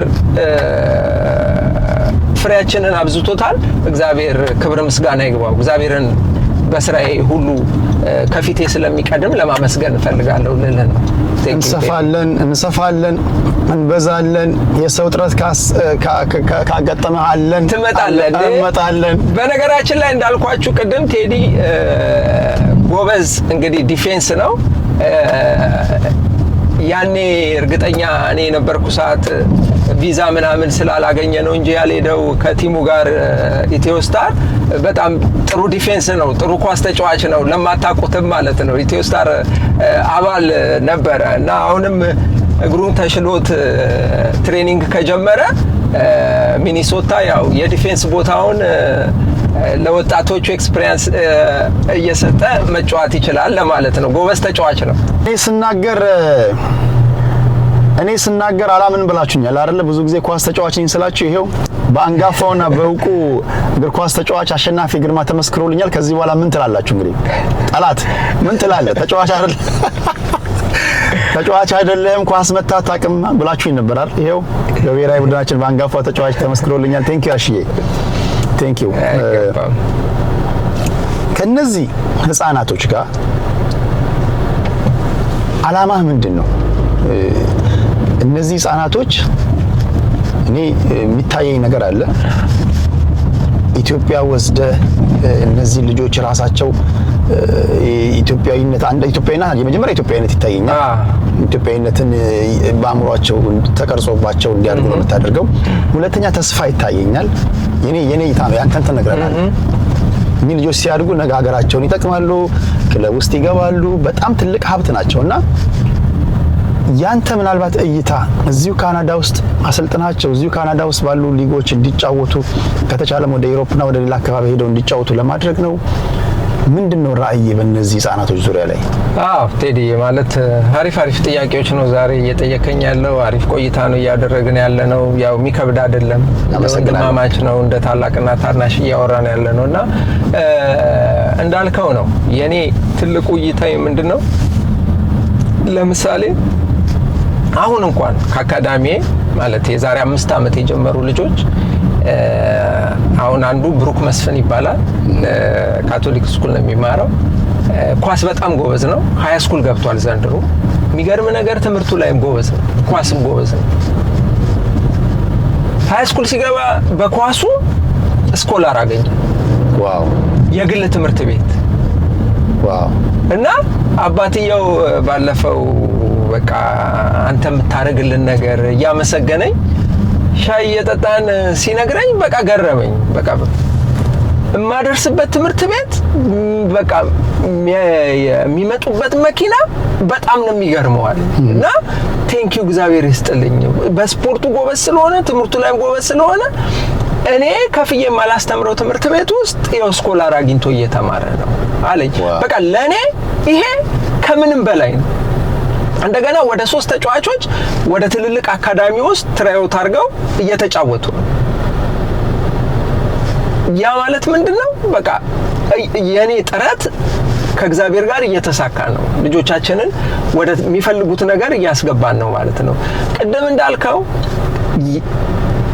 የኔ ተጫዋቾች እዚህ የሚሰለጥኑት ተጫዋቾች እዚህ እንኳን ነገሮች ቢከብዳቸው ነገ አገራቸው ሄደው መጫወት ይችላሉ አሰልጣኛቸው አባታቸው ዋጋ የከፈለበት የለፋበት እግር ኳስ አገራቸው ላይ አለ ጥሩ አገር አላቸው አገራቸው ላይ ሄደው መስራት እንደሚችሉ እነግራቸዋለሁ ሄደው መጫወትም ይችላሉ እዛ ተጫወቱ ማለት የተሻለ ሌላ ምድል ያገኛሉ አቅሙ ብቃቱ ካላቸው ማለት ነው እና ምንድነው አሁን እግዚአብሔር ፍቃዱ ከሆነ ኔክስት ይር አካዳሚው የመሄድ ፕላን አለው ኢትዮጵያ ብራንች የመክፈት ብራንች ብቻ ሳይሆን ተጫዋቾች ይዘን ሄደን ቶርናመንት አድርገን ልንመጣ ማለት ወላጆች በጣም ደስተኞች ናቸው ባህላቸውን አገራቸውን ልጆቻችን አይተው ይመጣሉ ነገ አንዱ ዶክተር ሊሆን ይችላል ሀገሩ ገብቶ መስራት ይችላል የእናት አባቱ ሀገር ነገ ሎየር ሊሆን ይችላል ባለው ሙያ ልክ ሌሎቹ ዜጎች ሀገራቸው ሄደው እንደሚሰሩት የእናት አባታቸው ሀገር ኢትዮጵያ ሄደው መስራት ይችላሉ ተከከለ ግን ያን ፍቅር የሚኖርባቸው ወስደን ስናሳያቸው ነው ተከከለ ወስደው ከምን ውስጥ እንደወጣን እዛ ያሉት የነሱ ኩዮች ምን አይነት ላይፍ እንደሚኖሩ ሲያዩ የሀገር ፍቅር እያደረባቸው ይመጣል ለካ የእናት አባቶቻችን ሀገር እንደዚህ ነው ማለት ይመጣልና ያንን ለማድረግ የወላጅ ኮሚቴ አለ ወላጆች ደስተኞች ናቸው እና በደንብ እየሰራንበት ነው ከእግዚአብሔር ጋር እስከ 200 ፋሚሊ ሄደን ጥሩ ቶርናመንት አድርገን ጥሩ ቆይታ አድርገን በኢትዮጵያም ትውልድ ኢትዮጵያውያን ህፃናቶችን ለቶርናመንት ይዞ በመሄድ የመጀመሪያው አካዳሚም ልንሆን እንችላለን የሚል እምነት አለኝና እግዚአብሔር ይጨመርበት ያ ፕላን አለና አውሮፓ ካናዳም የትም እንዲጫወቱና አልፎ ተርፎ ደግሞ ሀገራቸውንም ሄደው ባላቸው ሙያ እንዲያገለግሉ ነው የኔ ትልቁ ጥረትና ፍላጎት ያ ነው ዋው በዚህ አጋጣሚ ኢትዮጵያ ውስጥ ያላችሁ የክለብ አመራሮች የፌዴሬሽን ሰዎች አሸናፊ ትልቅ ፕሮጀክት ይዞ እየመጣ ነው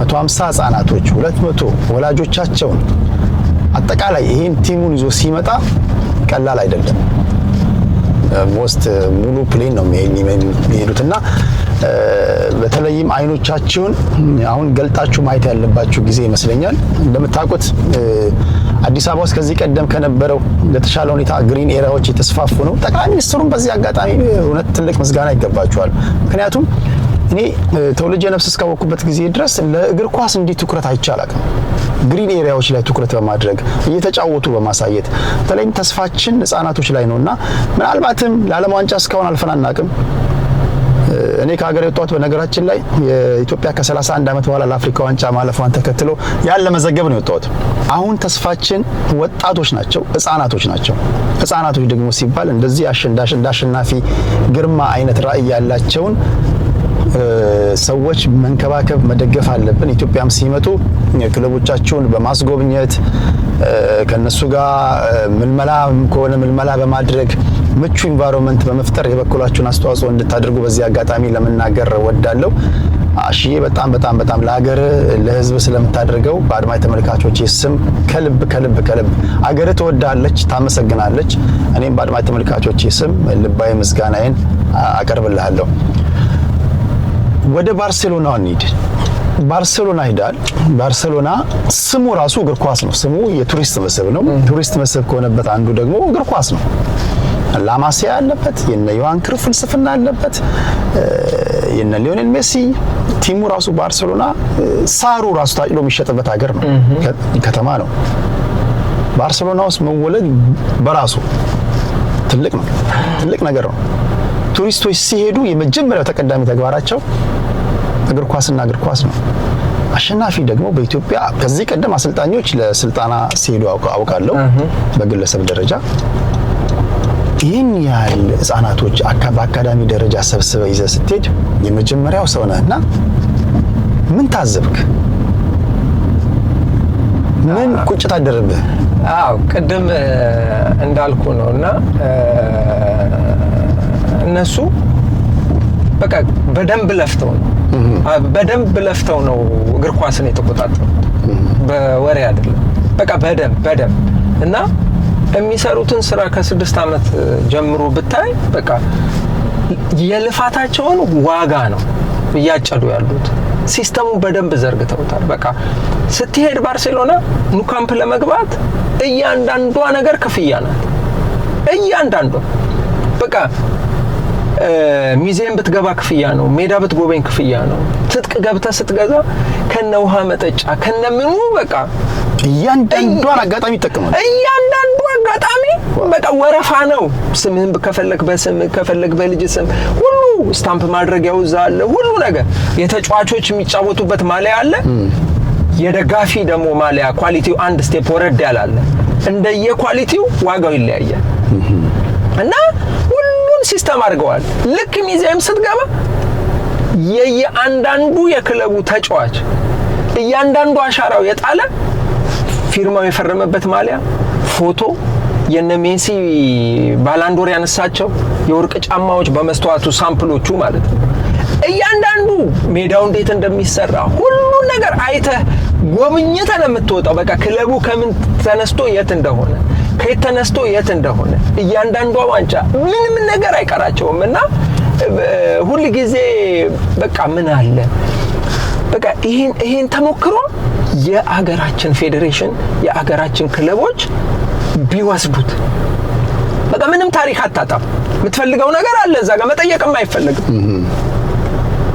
እስክሪን ላይ እየጻፍክ ታገኘዋለህ። ከዛ እዛው የተደረደረ የተጻፈ አለ፣ ሁሉ ነገር አለና በቃ ልጆቻችን ራሱ በቃ ከምነግርህ በላይ እንግዲህ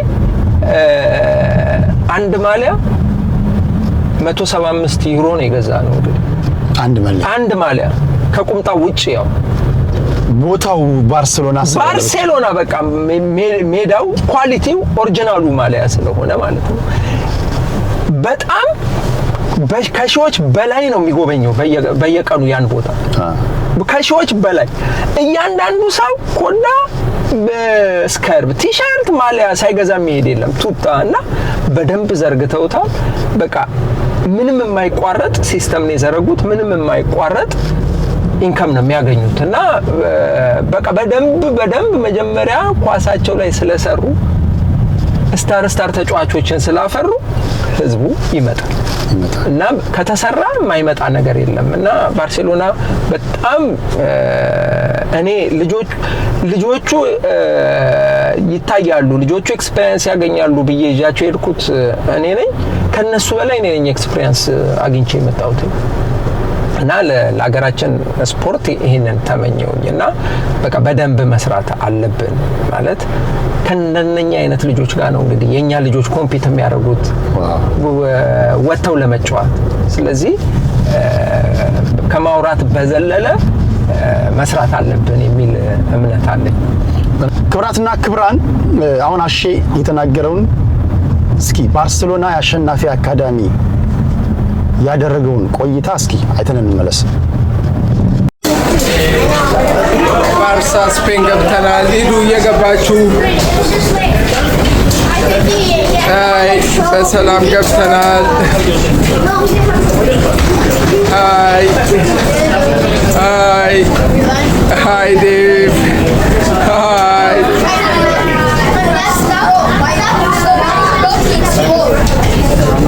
yeah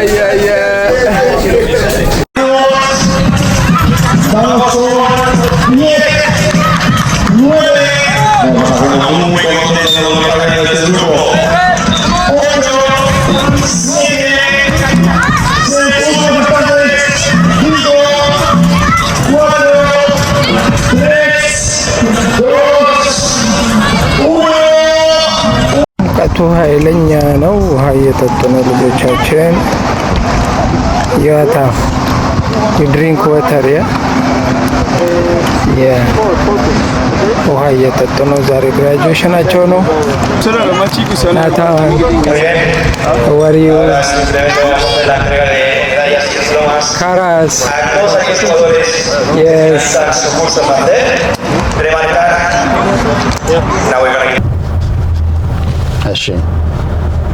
እሺ ወደ ጥያቄው ተመልሰናል። በመሰረታዊነት የሀገራችን እግር ኳስ አንታውን ራዕይ አንገበን የተነሳው ችግር እንዳለብን ምንም ጥያቄ የለውም። በመሰረታዊነት የሀገራችን እግር ኳስ ፌዴሬሽን አሰልጣኞች፣ ተጫዋቾች ምንድነው የጎደላቸው? እንዴትስ ነው መስተካከል አለበት የምክር ሀሳብ የምታቀርበው? እኔ ምንድነው እንትን ምለው ያው ቅንነት ይኑረን ነው ማለት። ቅንነት ማለት ሁሉ ሰው ያው ለእግር ኳሱ እድገት ከሆነ የሚሰራው መከባበር መኖር አለበት። ሀሳብ አይጣልም። ሀሳብ የኔና የቴዲ ሀሳብ በግድ አንድ ከሆነ አይባል ማለት ቴዲ የሚረዳበት የእግር ኳስ አረዳድ የተለየ ነው። አሸናፊ የሚረዳበት የተለያየ የራሱ ፍልስፍና ይኖራል። ስለዚህ ሀሳብ በሀሳብ እኔ እናንተ ልንከራከር እንችላለን፣ ግን እግር ኳሱን መጉዳት የለበትም። እግር ኳሱን የሚጠቅም ክርክር ነው መከራከር ያለበት እንጂ ግዴታ የኔ ሀሳብ ካልተደመጠ የኔ ሀሳብ ካላሸነፈ ማለት የለበትም። በስራ ነው ሰው ነው መመስከር ያለበት። እግር ኳስ የሚታይ ነገር ነው። ስፖርት ያው እግር ኳስ ደስ የሚል የሚታይ ነገር ነው። በቃ ውጪ ወጥተህ የምታሳየው ነገር ነው። እዛ ላይ ለመስራት መከባበር ነው ያለብን። ለምሳሌ ሁሉም በስፖርቱ ላይ የተማረ ሰው በአጠቃላይ ለኢትዮጵያ እግር ኳስ እድገት አስፈላጊ ነው ብዬ ነው ማምነው። ለምሳሌ ፊዚካል ፊትነስ ትሬነር ሊሆን ይችላል። ቅድም ብያለሁ፣ ያለ ፊዚካል ፊትነስ እግር ኳስ ተጫዋች ልትሆን አትችልም። እሱ ተረት ነው። ለምሳሌ ቅድም ብያለሁ፣ ኢትዮጵያ ውስጥ ብቻ እንደኛ ተጫውተ ለመቅረት ከሆነ ፊትነስ ምንም አያደርግልህም። አሁን አንዳንዱ ሰው ትልቁ ልዩነቱ ቴዲ የምመስል ፊትነስ መገዘፍ ይመስለዋል። መገዘፍ አይደለም። ፊትነስ ማለት በቃ ባለ ነገር ፊት ሆነ ለምትሰማራበት ስራ ዝግጁ በቃ ምንም ያን ነገር ማሸነፍ መቻል ነው። ስለዚህ ፊትነስ ግዴታ ነው። ፊት መሆን አለብን ወተን ለመጫወት። ከዛ በተረፈ ፊዚካል ፊትነስ ትሬነር ያስፈልገናል። ኒውትሪሽን ያስፈልገናል። አመጋገብ ወሳኝ ነው። ምግባችንን የሚቆጣጠርልን ሰው ያስፈልገናል። ቪዲዮ አናሊሲስ ያስፈልገናል። አሁን ትልቁ ያየሁት ነገር እዛ ለልጆቻችን ቪዲዮ አናሊሲስ ፈለግን። ለ30 ደቂቃ 350 ዩሮ ነው የምትከፍለው። ዋው! ቪዲዮ አናሊሲስቱና ልጅህ ቁጭ ብለው ነው ስተቱን ብቻ የሚነግረው። ይሄን ብታረግ ይሄ ነው ለ30 ደቂቃ ማለት ነው። ያን ቪዲዮ ለፓረንት ይላካል በኢሜል ቪዲዮ ማለት ነው። እና ስተቱን ሁሉ ነገር የሚነግረው ያ ቪዲዮ አናሊሲስት ነው። ቪዲዮ አናሊሲስት ኢምፖርታንት ለአንድ ክለብ ያ ሊኖር ይገባል። ሁሉ እንደዚህ እንደ ሰንሰለት ሲሆን ኮቹ እግር ኳሳችንም ያድጋል። ስለዚህ መከባበር፣ መተሳሰብ እኔ ብቻ ቃለው ሳይሆን በቃ የመጨረሻ ዲሲሽን ሜከሩ ኮች ነው አይደል? ግን ሐሳብ መቀበል። ለምሳሌ ፊዚካል ፊትነሱ ዊክ የሆነውን ሰው ይነግራል። ነግሮ አንተ ኃላፊነት ወስደህ ካሰለፍከው ተጠያቂ አንተ ነህ። እኛም በመመካከር ብንሰራ ሁሉ ሰው የሚችለውን አንድ ጠጠር ቢወረውር በቅንነት እውነቴን ነው የምነግርህ በጣም ብዙ ተጫዋቾች አውሮፓ የሚጫወቱ ማውጣት እንችላለን። የሀገራችን እግር ኳስም የታሰበበት ደረጃ ደርሶ የተመልካቹንም ስሜት ማርካት እንችላለን። ግን የኔ ሀሳብ ብቻ ይደመጥ እኔ ነኝ ብቻ ማቀው እያልክ ያንዱን ስራ ያንቋሸሽ ያንተን ግሩፕ ብቻ የምትሰበስብ ከሆነ ያንተን ስሜት ብቻ እንጂ የወጣቱን ወይንም የእግር ኳስ አፍቃሪውን ስሜት ልንሞላለት አንችልም የሚል እምነት አለኝ። እንግዲህ እኔ ያው የተረዳሁትን ያቅሜን ያክል ይሄንን ሀሳብ ልግለጽ ብዬ ነው። ቴንክ ዩ አሽዬ። እስካሁን አድማጮቻችን አድማጭ ተመልካቾቼ የሚገርም ቆይታ እያደረጋችሁ እንደሆነ ተስፋ አድርጋለሁ። ከአሼ ጋር አላበቃውም። በነገራችን ላይ በእያንዳንዱ ውሎና ዳሩ ቶሮንቶ ውስጥ እምነት የጣሉበት ወላጆች እምነት የጣሉበት በጣም የተከበረ ሰው ነው። በነገራችን ላይ እግዚአብሔር ቶሮንቶ አመጥቶት አሸናፊን በጣም ነው ያከበረው። ሁልጊዜም ከአንደበቱ ስንገናኝም ሻይ ቡና ስንልም እግዚአብሔር ምስጋና የቅድስት ድንግል ማርያም ምስጋና ከአንደበቱ ማይጠፋ አይደለም። በጣም አሼ በጣም ወዶ ማከብረው ወንድሜ ነው። ስለሱ ነው እያወራኋችሁ ያሉት። በሚቀጥለው ደግሞ ስለ አካዳሚው ስለ ውለው ብዙ ነገሮች እውቀት የሆናችሁ ዘንድ መረጃ የሆናችሁ ዘንድ ወደ እናንተ እንደማደርስ ቃል እገባለሁ። አሁን እያገባደድን ነው። የማነሳቸው አንድ ጥያቄዎች ይኖራሉ። አሺ ቅድም በክለብ ደረጃ ጠቅሰልኛል 11 ቤስ ተጫዋቾች። አሁን ደግሞ በብሔራዊ ቡድን ደረጃ ቤስት የምትላቸው ከህሊና ማይጠፉ አብራቸው ብትጫወትም ባትጫወትም እስኪ ቤስት 11 ንገረኝ። ያው ቅድም የነገርኩ ነው። ቅድም እኮ ስነግርህ እንደዛ ነው። ብሔራዊ ቡድን እነሱ ናቸው። አዎ በቃ ሞር እንትን ምለው ከነኚህ ውጪ ብዙ ማውጣው እንትን የለም። እነ ዘውዱ በቀለን ረሳ?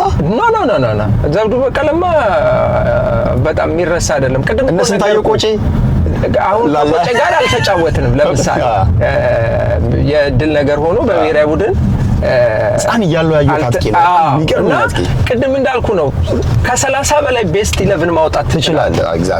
ቅድም ብያለሁ እኮ ግን ግዴታ አንድ ማረክ ካለብኝ ሞር ከቡና ነው እንትን ምለውና ቀልቀል ያደረኩትም ቅድም ለዛ ነው እንጂ ላውጣክ ካልኩም አልኩ እኮ።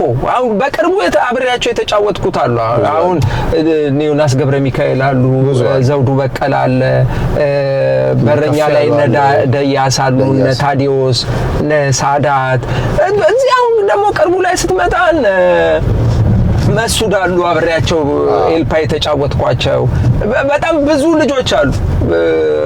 ፍቃዱ ተካሉ ድሬዳዋ ፍቃዱ ተካ ዶቃ እነዚህ በጣም ብዙ አሉና ያው ለመጠቀለል ያክል ያንን ብዬ እንጂ ከመቶ በላይ ቤስት 11 ታወጣለህ። አሁን በቅርቡ ደግሞ ወሰድ ሙሉጌታ ምህረት አለ፣ እስኪመር ሆኖ አዳነ አብረን ማለት እኔ እድለኛ ሆኜ ከብዙ ትውልድ ጋር ተጫውተናል። ኤግዛክትሊ ለዛ ነው ያ በዛ ሁሌ አንድ አይነት እንዲሆን ነው በቃ ያን አስተላለፍ ማወራው እንጂ ብዙ አሉ ውስጤ በጣም ኳስ አንዋር ሲራጅ እና አንዋር ያሲን አሉ። አሁን ለምሳሌ አሉ አንዋር ትልቁ ተከከለ እና ብዙ እነ ተክሌ ብርሃኔ ያሉ ኤልፓ እንትን መድና አብረን የተጫወትን እና ሐሰን በሽር በጣም ብዙ አሉ። በግል ብትጠራቸው አስፕሬላ ማማለም ሻንቆ አስፕሬላ ከነ ጨዋታው አስፔታ አንዳው ሳውዝ አፍሪካ ነው ያለው። አስፔታ ታዲያ ሳውዝ አፍሪካ ያኔ አግኝተን ለተዛለ እንዴ በጣም አስፔታ ሰላምታችን ይድረስ። እንግዲህ ሰላምታችን ይድረስ ከቶሮንቶ የዋሰው ማማለም ሻንቆ ከሱ ጋር 5 ዓመት አንድ ካምፓኒና እሱ ብቻ ነበር። ዋው ቡና ማለት ነው። የተደባደብከው ተጫዋች አለ? ለኔ ኔቨር ከማንም ጋር ኔቨር። እንግዲህ አድማጮቻችን ከአሼ ጋር አሪፍ ቆይታ እያሳለፍን ነው። ብዙዎቻችሁ ዘና ፈታ እያላችሁ እንደሆነ ተስፋ አድርጋለሁ። ለአሼ 2 የመጨረሻ ጥያቄዎች ናቸው የሚቀሩኝ። አሽዬ አንተን አግኝተው ስለ ዲያጎ ጋርዚያቶ ስለ ኢትዮጵያ ወጣት ብሔራዊ ቡድን ስለ ያን ጊዜ ስለ አርጀንቲናው አለማንሳት አይቻልም። እስኪ ስለዛ ትዝታ ንገረን። ያው እንግዲህ አርጀንቲና ወርልድ ካፕ ዩ21 ስናልፍ ያው ብዙ ውጣ ውረዶች ነበሩ። ከትሬኒንግ አንስቶ ያለመድነውን በጣም ከባድ ትሬኒንግ እንሰራ ነበረ። ውድድሩ ላይ እንደሚታወቀው ግብጽና ካሜሮን አሻጥር ሲያረጉ ህዝብ ባጥር ገብቶ ውድድር ተቋርጦ እኔ ከዛ በፊት ግብጽ ላይ ፔናልቲ ስቼ ሳለቅስ በጣም ብዙ ነገሮች ነበሩ።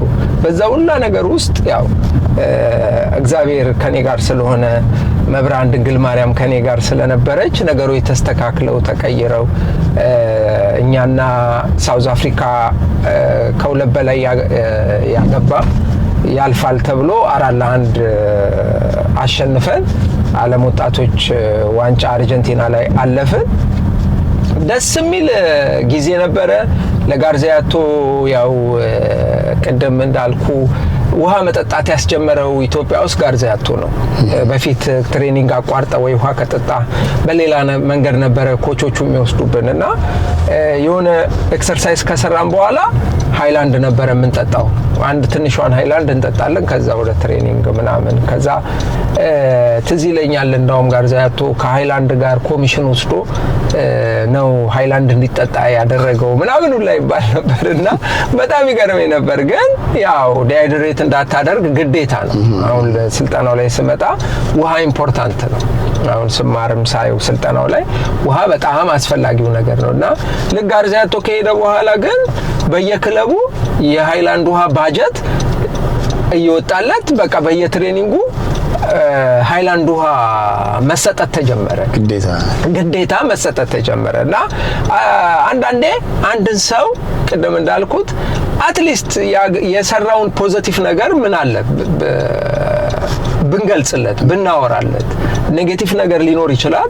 ከሱ ጎን ለጎን ለሀገር ያበረከተውን ነገር የሰራውንም ነገር አፕሪሺየት ብናደርግ ጥሩ ነው የሚል እምነት አለኝና ጋርዚያቶ በጣም የምወደው አንድ ባለሙያ ነው። የምወደውና ማከብረው ተጫዋቾችን በአንድ አይን የሚያይ ኮች ነውና ጋርዚያቶ ለኢትዮጵያ ላበረከትከው ነገር እና ለኛ ለሰጠህን ሙያዊ ድጋፍ ከልብ አመሰግናለሁ።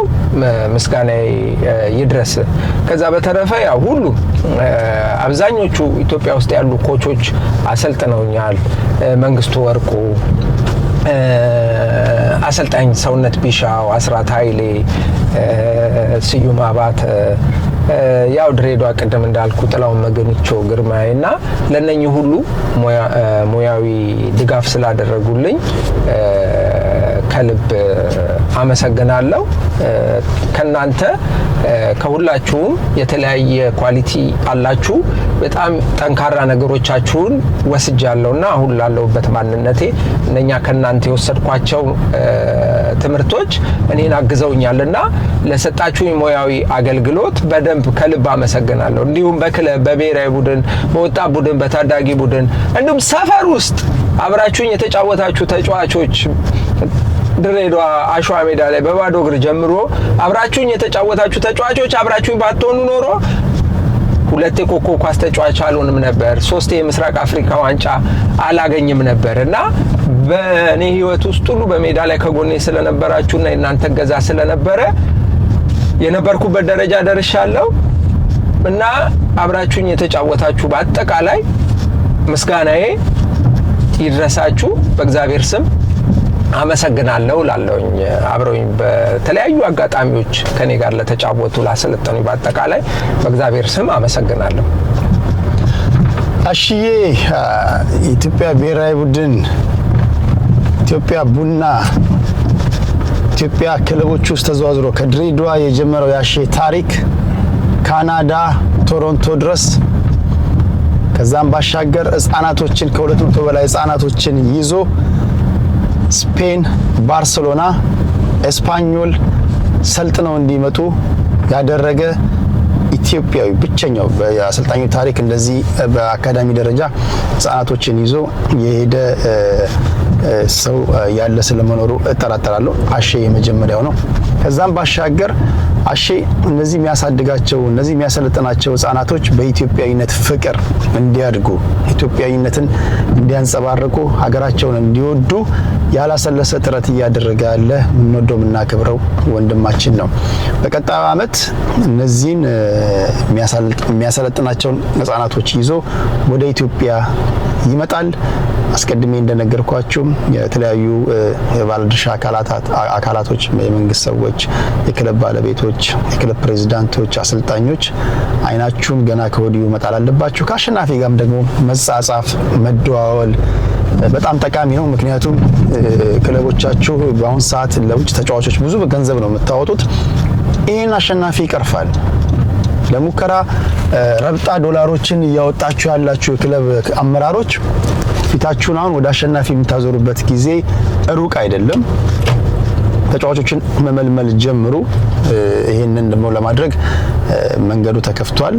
አሼ ከዚህ ጋር ተያይዞ እንደው በመጨረሻ አንተ ያላነሳቸው ነገሮች እኔ ደግሞ ከመጣው ማይከር ሳልናገር ማለፍ የለብኝም የምትላቸው ነገሮች ካሉ አጠቃላይ እዚህ ካናዳም ቶሮንቶም ላሉ ወላጆች የምታስተላልፉ። በነገራችን ላይ በዚህ አጋጣሚ ካናዳ ቶሮንቶ ውስጥ ያላችሁ ልጆች ያላችሁ ወላጆች ላሹ ለምታደርጉት ድጋፍ አሹም ለእናንተ የሚያደርገው ድጋፍ በብዙ ሰማለውና ስለ ሁሉም ልትመሰገኑ ይገባችኋል።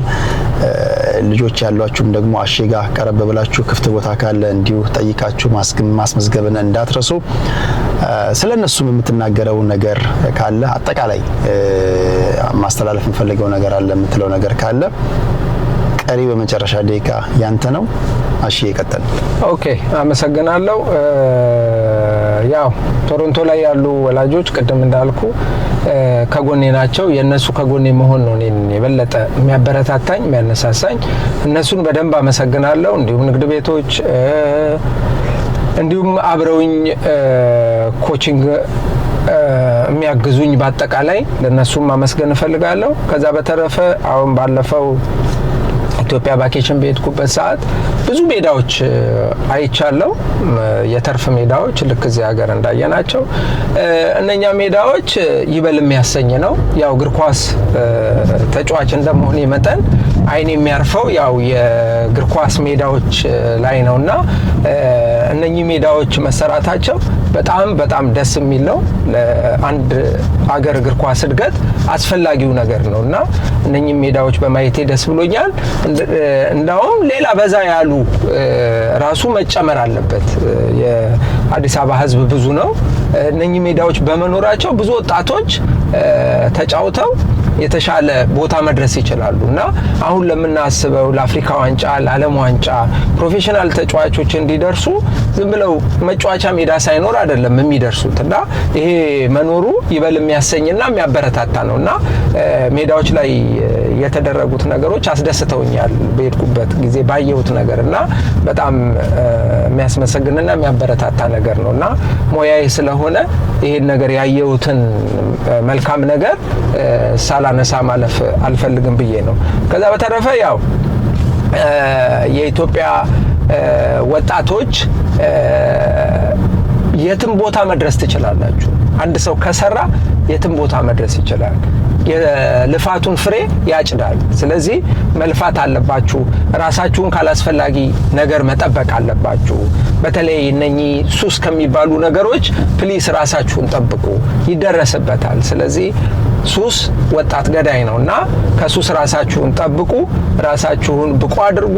ራሳችሁን፣ ቤተሰባችሁን፣ ሀገራችሁን መጥቀም ትችላላችሁ ባላችሁ ነገር እና ያው የኔ አካዳሚ ዓላማ እግር ኳስ ተጫዋች ብቻ ይሆናሉ ብቻ ሳይሆን ነገ ዶክተር ሊሆን ይችላል፣ ነገ መሪ ሊሆን ይችላል፣ ነገ እኔ እግዚአብሔር በሰጠው ነገር ራሱንም አገሩንም ሊያገለግል ይችላልና ሜንታሊም ፊዚካሊም ጥሩ ሆነው መጥፎ እድሜያቸውን ከአላስፈላጊ ነገር ተጠብቀው ጥሩ ቦታ እንዲደርሱ ነውና ሁሉ ጊዜ እንደምለው ለወላጆች ማስተላለፍ የምፈልገው ነገር ከ0 እስከ 13 አመት ልጆቻችንን በጣም ዋጋ ከፍለን የምናሳድገው ልጆች 13 አመት ካለፋቸው በኋላ ራሳቸውን ችለው በሚወጡበት ሰዓት ያለችዋን 6 እና 7 አመት ነው ልጆቻችን ብዙ ጊዜ መጥፎ ነገር ውስጥ የሚገቡብንና ያን ሰዓት ነው በጣም መከታተል ያለብን። ልጆቻችንን በስውርም ቢሆን በድብቅም ቢሆን መከታተል አለብን። ለምን ልጆቻችን ብቻቸውን መሄድ ይፈልጋሉ በዛን ሰዓት ቲኔጀር ስለሚሆኑ። እኛ ግን መከታተል አለብን። ለምን ኳስ ብለው ሲሄዱ ኳስ ማን ነው የሚያሰለጥናቸው? አብረዋቸው የሚጫወቱት እነማን ናቸው? ምንድነው አድርገው የሚመጡት? ወደ መጥፎ ነገር እየገቡ ከሆነ ወዲያውኑ ለማስቆም ይረዳናል። ልጆቻችንን አምነን ብቻ ዝም ብለን ልከን ከማን ጋር እንደሚውሉ ማን እንደሚያሰለጥናቸው ምን አድርገው እንደሚመጡ ካላወቅንና ካልተከታተልን ልጆቻችን መጨረሻ ላይ ብንደርስበትም መፍትሄ ስለማይኖረው ከመጀመሪያው ጀምሮ ፕሊስ ወላጆች ልጆቻችሁን ክትትል አድርጉ።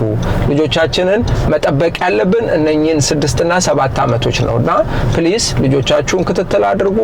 እኛ ልጆቻችን የተሻለ ቦታ ደርሰው የተሻለ ዜጋ ሆነው ማየት ነው የምንፈልገው። የሆነ ቦታ ውስጥ ገብተው ከንፈር ከመምጠጥ መጀመሪያ የምንችለውን ነገር ሁሉ በኩላችን ማድረግ አለብን። ልጆቻችንን ማድረስ መጠበቅ ግዴታም አለብን ብዬ አምናለሁና እግዚአብሔር ይጨመርበት። አሁንም ደግሜ ወላጆችን ከልብ አመሰግናለሁ።